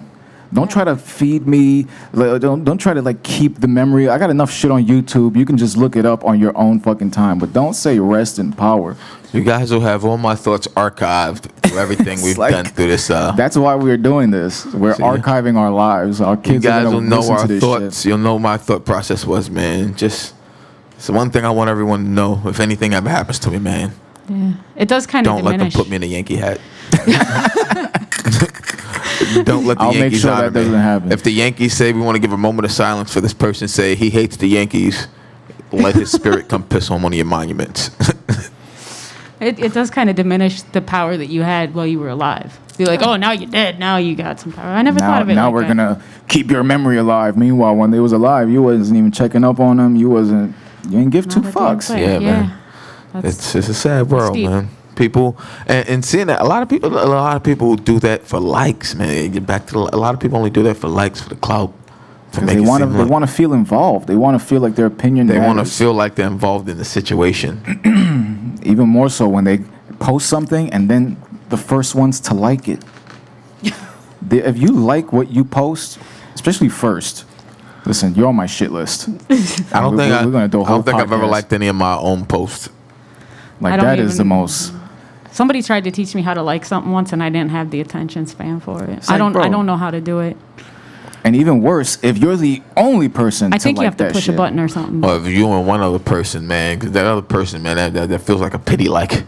That's almost Damn, like this dude has own that's shit worse like- than pity sex bro. or a pity date, man. Is a pity like oh man, like- you're the only one liking your photos. Yeah, but then you risk this person actually thinking you care. So Oof. now they're gonna expect likes. Now they're gonna start tagging you. Nah, man. Don't forget about us today We out here. We out here. at Mr. Zoe Taylor, Mr. Taylor. Mr. Zoe Taylor. It's like Jesus Christ, bro. Oh man, Matter of fact, we didn't even go through the week of what we have left. Let's see if I could. Don't pull it up yet. Let me get on the page. But we got to see what else we have going on at 30 Days to Rock. Of course, this is our last week in July. We're in July, right? Yeah, Just double checking. yes. a few What the more hell's days. today's date? What's today's date, bro? Today is the 29th. 29th. Oh, we missed Virtual Territory yesterday. I saw a little bit of it, man. That's why everything is archived at 30daystoRock.us. You guys see it right here. Of course, tomorrow, Disciples of Verity. I said that right? DOV. And again, Rise Up Brooklyn presents Ziara. And that's on Friday, July 31st at 7 p.m. And that's it. Holy shit. So we got 2 more shows, literally. This Wi-Fi didn't give me no type of love. I'm like, it don't make sense on this up here. I can't see anything. Don't worry about it. Because you can find it all at 30daystoRock.us. You keep saying us, I keep saying US. We got to find a middle ground. So it's .us. It's team, baby. We do a group vote after this. Do we want to represent the country or do we want to represent ourselves? What do you think of that? Yeah. Is that too deep? No. Too deep. Never too deep. Well, it doesn't say dot America, so America. .mer. No A. it's a little different. You go to the site with the A, you're gonna go to a whole different 30 days to rock. It's gonna be 30 days of throwing rocks. So I see you have some stuff with you. I do. I bought you some stuff. Look at this, Zoe. Buttons and We're getting some stickers. free shit. Oh, got buttons and stickers. Ooh wee. I Go. bought you. I like that. I bought you each a shirt. Ooh. You guys see this? That's awesome. Black tees. That's my style. I like that. Black you know tees what? go I didn't far. even. You know, I'm so out of it right now. I didn't even talk about your logo. I was raving about your logo last week on air. How much I liked it. Well, that's why you got the shirt, because Danny told me about it. I was raving about the logo actually last week. Look. That's clean. That's smooth right there. That's smooth. I like that. It's gonna go good. That's gonna go good. Thank you. Yeah, I was raving about that. One of these is gonna go in the book bag. That's awesome, man. Yeah, that's amazing. I like that. I like that a lot. All right, let's Thank take a look. Yes. You guys see it right here, Nacrotic Society. Yeah, I love it. I love that logo. Let me ask, did you guys design your own logo or did you guys have someone design it for you? Actually, it was kind of, I decided what I wanted, and I told Alex, and he talked to somebody in Italy, and they just did it.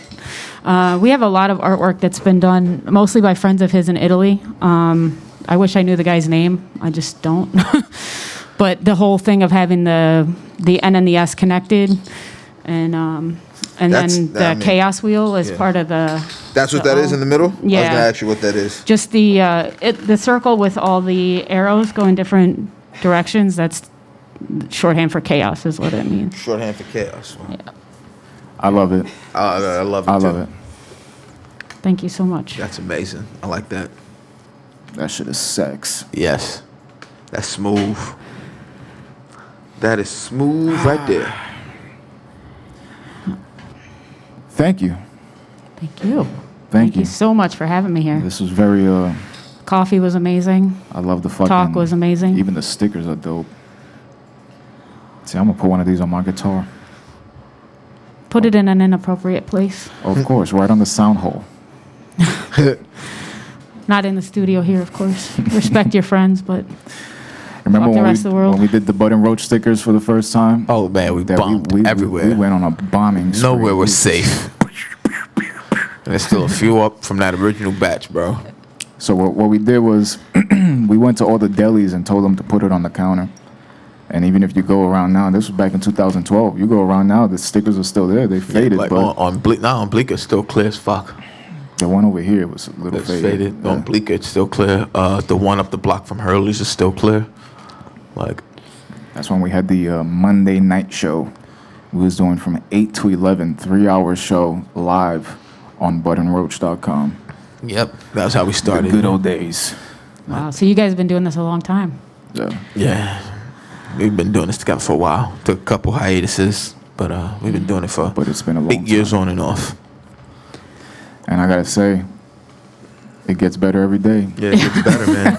It gets better every time. Every time, man. Yeah, if you The deal podcast for keeps 8 getting years, you sweeter. can get a T-shirt. After 8 years, we're starting to get free merch. We've made it. Yes, We finally made it, bro. We've broken through the threshold. we've hit that barrier. And we have a situation. We're not even going to talk about the situation, but in light of the situation, it just shows us that we're in a different position now. Yeah, that situation shows us we've definitely stepped out of where we were and into. We're not jabronis anymore. Yeah, we're no longer jobbers. Main eventers. And they coming after us. Yeah.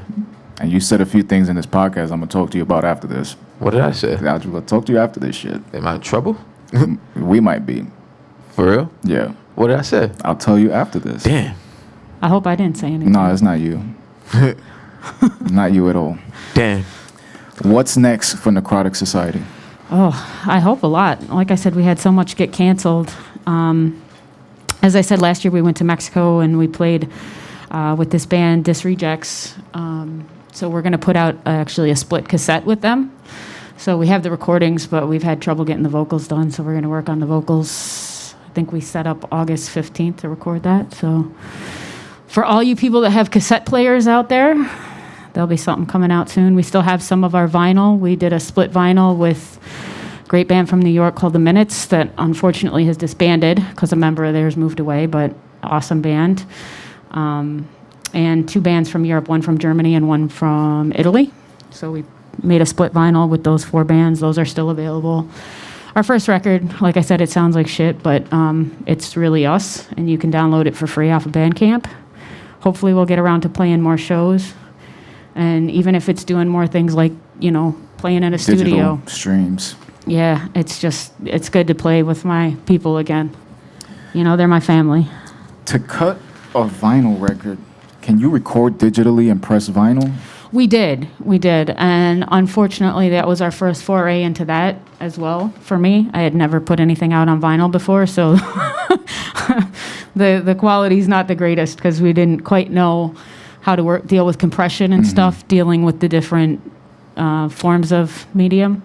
So, but it's all us, so.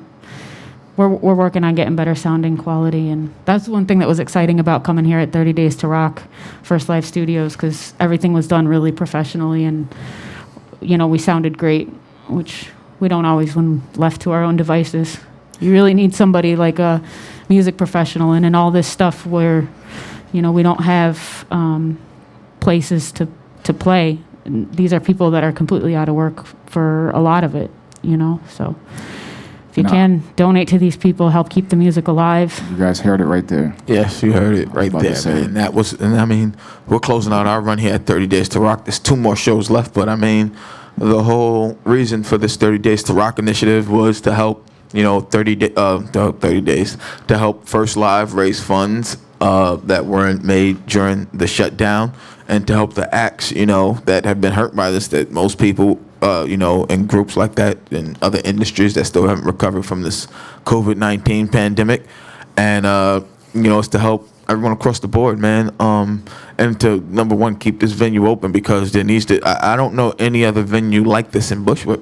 I mean, I can even say in this area, there's area, a couple maybe nothing. live spaces you can perform, bring your own camera crew out, but to get everything, you get this quality, this type of work, man. I mean, this type of talent that it's a talent what Danny does here, man. Like this, you don't get that. I don't know anywhere else you can get or produce something like this in this neighborhood or in this area. I mean, I've had the opportunity to actually work with First Live doing like jobs at different locations, and I thought I knew how to do shit until I started doing shit, because this was just, it was fucking Chinese. To start the shit out, I had absolutely no idea what the fuck I was doing, and just the level of professionalism that you get at Live Nation, at Spotify, at these big brand places. Absolutely. He packaged that shit here. Like he made it here for himself and for the people in the neighborhood and independent artists that want to be seen for what they are, without having to go through a bunch of yellow and red tape just to get fucking a couple seconds on MTV. You don't need that shit no more. Absolutely. I mean, especially being from a band where we don't generally play, you know, pop music that's accessible to everyone. We make it for everyone, but not everybody has the ear to listen to us, and we understand that. That's fine. But it's what we love, and it's how we feel that we need to put out there. So having a place to do that when you're not, you know, a professional place, when you're not radio friendly, or, you know, it's a lot. That I feel like right now, with everything that we have access to in terms of streaming services and, you know, just instant, or Alexa, say, oh, play this, and then your song just pops up. You got, like, me and my brother was having a conversation about TuneCore, because he was like, oh, I don't fucking trust TuneCore. I'm like, bro, but you understand the service that they provide. Like, I understand that you don't want to, like, split the bottom line with anybody, but we're not selling CDs out of a fucking trunk no more. Like, it's a world that we have to connect to. So we could do a side project where we try to, like, push it ourselves through our own individual website and try to keep whatever revenue completely. We could do that, but for the main things of all the main tracks from our record label that we're putting out, we're gonna have to run it through the system, and it's just because of that. It's like you want the people to have instantaneous access. It's a big world out there, and you can't contact everybody yourself. And everyone expects it. They just, oh, can I find it on Spotify? Can I find it up punch? That's what everyone expects. If people expect that if you're an artist of a certain caliber, you do anything of a certain caliber, a certain level, for you to be on these major, to be accessible on these major platforms, because it's so easy to get on them now. Yeah, I think we are on Spotify now. I'm pretty sure. I don't handle any of that in the band. But that's why TuneCore is so dope, and Reverb Nation too, because once you pay that fee, it distributes it everywhere. Yeah. And all you do is just collect money and get notifications. You could publish it or on this program that if anybody uses your song on YouTube, they'll get a copyright claim. You extract all the revenue from the video. Like, they have different ways for musicians to take advantage of this shit now. So even though we've been locked down and everybody's been kind of like, you know, waiting to get back on stage, the fact that you've been writing and the band's been still working, and once you put out the next record, you're going to have people that's waiting for it. Hopefully. I've said it a few times. I'm excited to see what comes out of this from a lot of acts and stuff that haven't done anything or said anything yet, from people that have just been writing, working. And, you know, like I said, everyone hasn't I'm ready to go out yet and ready to put it out there yet. But I've told everyone here, I think that this will be an era of some great art for this generation that came from this pandemic and what everyone went through these few months. Diamonds. And I think we're gonna see some. I think we're gonna see some really dope projects, man, coming out in the next couple months that came about from lockdown. Just because, I mean, it's just a lot of people. It's just you and your thoughts, and I mean, sometimes when you're with your thoughts, man, you got to deal with just you, and a lot of people can't deal with that, and some can. So yeah. I'm eager to see what comes out of this from artists. There's a lot of thoughts to have right now, you know. Every day, all day. And going back to what we was talking about before, how people don't even read into the music anymore. They just listen to a dope beat and they just, oh, I like this shit. We passed the time where people go buy CDs. Remember the CD booklet? Every time we bought a new CD, we read in through the fucking songs. What are they all about? What's going on here? Yeah. That presentation is a lost art form. Gone. Now you just have music videos and streams. So the music video needs to tell the story of the song so that when people digest the music for the first time, they're like, oh, okay, I get it. Now it becomes the soundtrack to a movie instead of a music video. So that's what I'm doing personally. All the music that I record, I got to shoot the video before I even put it out, so I can control the narrative of what's actually being presented here. Yeah. I mean, that's how a lot of acts do it now, though. Like a lot of these, like they go by that single format. That's how they do it now. Shoot the video and I think get the song done. Shoot the video, put it out. Let the video do the work for the record. If you got dope visuals, people gonna eat that shit up. Yeah, that's usually how it goes. They gonna eat that shit up. It's just the shelf life that you end up with that way. It's hard to, I think, have deep meaning in your music too when you know your shelf life is what, a week for a lot of songs.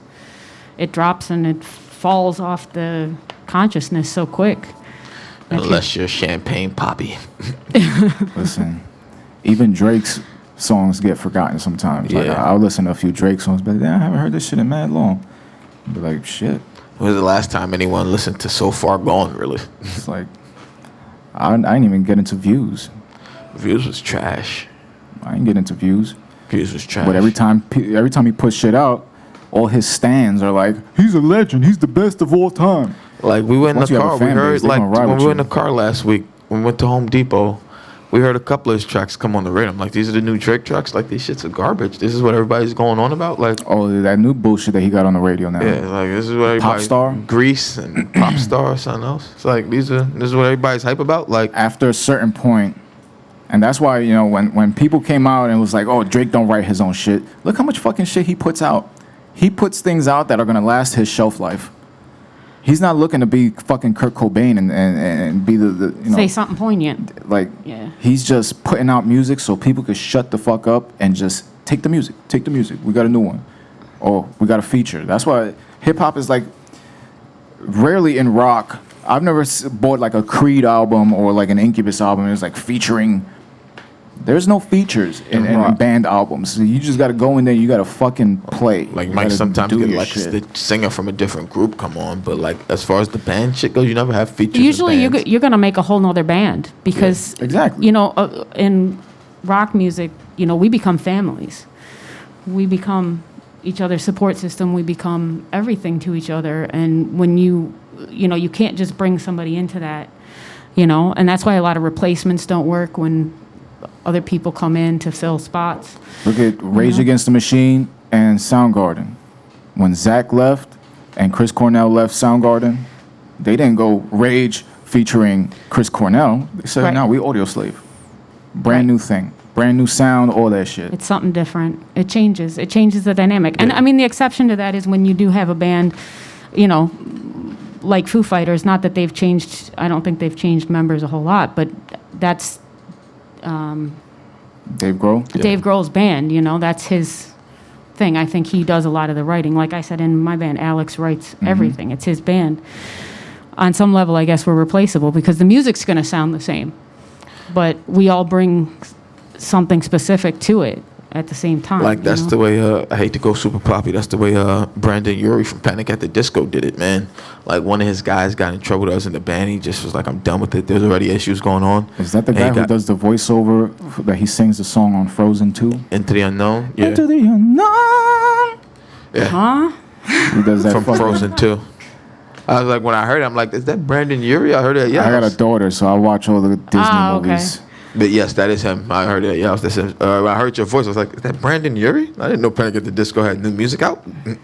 And it wasn't from that. But him. He, like, there was an issue with one of the guys, and now he still has the Panic at the Disco band. He said he'll just bring in new band members to play the music, but he considers it now just him and whoever he has backing him. Yeah. And another thing, before we even, because we got about like 10 minutes left,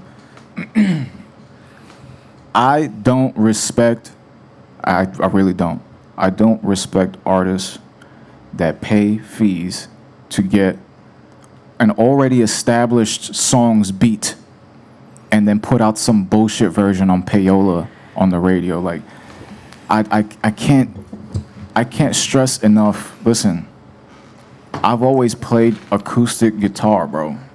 I've rarely ever had a band backing me. Rarely. It was always acoustics, it was always originals, and if I did a couple of covers, they was the same covers, the songs that I love. But for people to go and actually invest money to like get this beat from the 90s that, you know, was a number one. That was number one hit. Billboard. Like, It's already an earworm for people. And once you add your little dumb bullshit, because you're not even saying anything, but you're just doing it on a beat that everybody knows. And then I'm in the car with people and it's like, yo, this shit bangs. What was it we heard? What was it we dumb. heard the other day in the car that we was upset about that? And I was like, God, we heard a beat like that. And we was talking about the same shit that's I'm what we were talking talking about in the car last week. I'm trying to think what song it was with the sample. Because I know what the dude says in there. I don't know who it is. It had the Best of Me remix with Jay-Z. The Best of Me, Jay-Z and Maya remix. That was what the beat was, the back and forth. And he was like, "That's what I got if you ever try to leave me." Like, you know, like it's like the mumble, sing-songy rap on that shit. It's like you took a hood classic that was banging for summers, and if it comes on now at a barbecue, everybody's gonna go crazy, and everybody still loves to do the jigger countdown, 5, 4, 3, 2, 1, like they did in the video, and like to hear that when that happens, it kind of pisses me off a little bit, man. It does. It's a cheat code. It's a cheat code, and with these artists today, bro, like that's one of the reasons. Like I've told you recently, I've been listening to a lot of Stones, you know, Queen, all these people. It's because back then, like there wasn't none of that, man. It was all original compositions, man. You had to, and like it's saddening. It is extremely saddening, like today's era in music. Like when you have some artists who take a small part of a song and sample it or loop it. Different. That's when different. People like, take the entire beat, like and just Drake's try Nice to for tweak What. It. The way they freaked that was cool. You probably had to clear the samples. Obviously, you got to put up the cash. Like, but you didn't rip the entire fucking thing. You made it your own in some way. But when people take these fucking beats from beginning to end, bro, like when Kanye with his old signature with the soul sample, the sped up soul sample with the chipmunk voice, like that was dope. Like he wasn't taking the whole song; he was taking parts of the song, sampling them, putting his own shit on them. Like, but to see where it's at today, man, it's sad. That's why I'm glad that at 30 Days to Rock there was a lot of rock bands. That space was used very well, very original, very original. Cause that shit. A few covers, but nobody's making a fucking like big fucking deal about one. Like, come on. Yeah. You got so much fucking music on this set list. You don't have to pick and choose covers. Especially now, we're not dealing with crowds. Everybody's always screaming out Freebird. Nobody's doing that shit now. I'm going to make a shout out to Limp Wrist, the band that we did do a cover of. We do a song called What's Up with the Kids by a band called Limp Wrist. It's a gay hardcore band. Fucking amazing. And we did reach out to them at one point and say we wanted to record it, and they didn't answer us for a while. And then we got this message back, "I'm so sorry, I didn't see your email. Go ahead, do whatever you want with it." You know, and see, so that's love, though. We did play it here. It's in the recording that we did. That's love, though. It's a great song. If somebody takes Michael Jackson's music or his lyrics or something like that, he's dead. It's like he's dead, and you're cheating. It's like the song he had on Scorpion, Drake had on Scorpion, that had Mike on it. And it's like, yo, I know all of Mike's catalog, where these vocals come from. And they said he had vocals that weren't used. And it's like other people, like even the JT song that Mike was on, like that's not a Mike song. There's no Mike lyrics like that. So like you paid the estate for an unfinished song and put it on your own shit, whatever you paid to get Mike on your track. But it's just like, if they dead, let them stay there, man. Like when they try to recut these Biggie verses, like stop. Like I hate that. Like people play these like these DJ cuts. Like, yo, I love this. Like that's not the original verse. That's not the where equivalent. That goes. That's the equivalent of going to a concert and somebody brings out a hologram of some dead guy to perform with him on stage, and everybody's like, "Yo, that's Pac." No, that's light. That's a lot of light refracting and lasers. And it's timed so perfectly. And she's having a seizure right now, so it's obviously not effective. It's like, bro, it's not the music industry that I love. There's some level of music being passed, you know, like you mentioned Rolling Stones and some of the old groups from the 70s that definitely, I mean, if you look at Led Zeppelin's catalog and you look at old American blues, Southern blues, they just ripped a lot of that. And they were amazing musicians and they made it their own on some level, but they had the freedom to do that. So there's some level where we all share as musicians, you know, putting that syncopated beat in or dropping that, you know, there's so much that I hear in it that makes me crazy, like that constant 30-second note hi-hat thing that everybody does now, and it gets overplayed.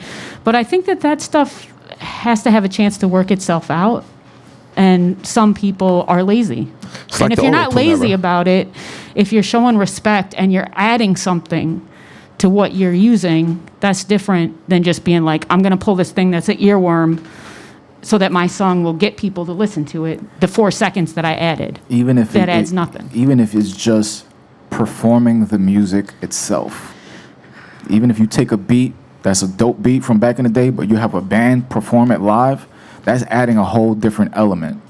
But if you literally just taking the instrumental and paying the label or whatever company whatever has fee, the the license, rights to the yeah. masters, you're like, yo, I need to license this for this song. And then you just use that. You already got the DJs in your pocket at the radio station, so you go up to 97 or 10, Power 105, and you just tell them, yo, Flex, play this shit. And now, because it's this song that he already knows and loves, and you just put $5,000 in his pocket, now he's gonna play it, and now everybody in the city's like, yo, that shit is hot. No, it's not. It's really not. It's not. Some of these samples I hear, like when they sample these songs, and then it's like it's crazy thinking they're not even from that long ago either, man. At least when you had samples that were happening before, they were like doing it from samples from the 70s, obscure samples from the 70s, the 80s. Now we have people just sampling from stuff we grew up on. It's like that's not that far ago, man. Like, but I guess that's how our parents felt on stuff. Cause I remember my dad when Biggie came out, when Juicy came out, he was talking about the original to that, the Juicy Poo. You know, he was like people The talk old about school joint. like who had it, like even who did it? Was it Biggie? Who?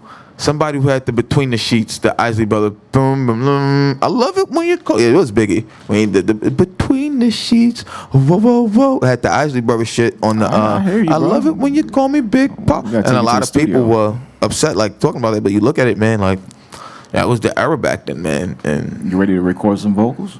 nah, So as Y'all we, got some high ranges, both of you. listen. That's exciting. I mean, we try. I just You can't go that high. I can't sing for shit. I tell everyone I cannot sing. No. JR, where can people find Nacrotic Society and you? Nacrotic Society on Facebook. I don't really have a public profile on Facebook. I let my band deal with that because I don't have the need for reassurance, I guess. I don't know. I did make a Facebook page once, and I think I posted one thing to it. It was probably a bottle of Mad Dog. Randomly. 2020. Yeah. But we're Nacrotic Society. As far as I know, we're still the only band with that name. So if you type that in, you're likely to find us. You will get a lot of pictures of gross dead tissue because that's what necrotic means. But Nacrotic Society Band, and you'll find us on Facebook. We do have an Instagram. I think we're on Spotify. We are definitely on Bandcamp. And hopefully coming to a venue near you soon. Well, I gotta say, it was a pleasure having you on with us. Yes, it was Absolutely a pleasure. wonderful to be here. This Thank was you a so great much. It was a fucking great show. free range and all over the place conversation. It was a nice free Yeah, flowing we one. went everywhere and back. We did everywhere and backing. I had a great time. And the coffee is amazing. Of course, first live. Coffee's the best part. 219 Central Avenue here in Bushwick. Of course, that's Brooklyn for you guys Yes. that don't know what New York means. Yes. And of course, this is the last day in July that we will be live on 30 Days to Rock, whether we're back on 30 Days to Rock for a brand new 30 days. 30 days, or 60 days to rock. 60, it's going to 30 be days to rock part 2. 197 days to rock. We just got to keep updating the domain. Word. But whatever we come back as, we'll be back soon. And just once again, man, we just wanted to plug it again, man.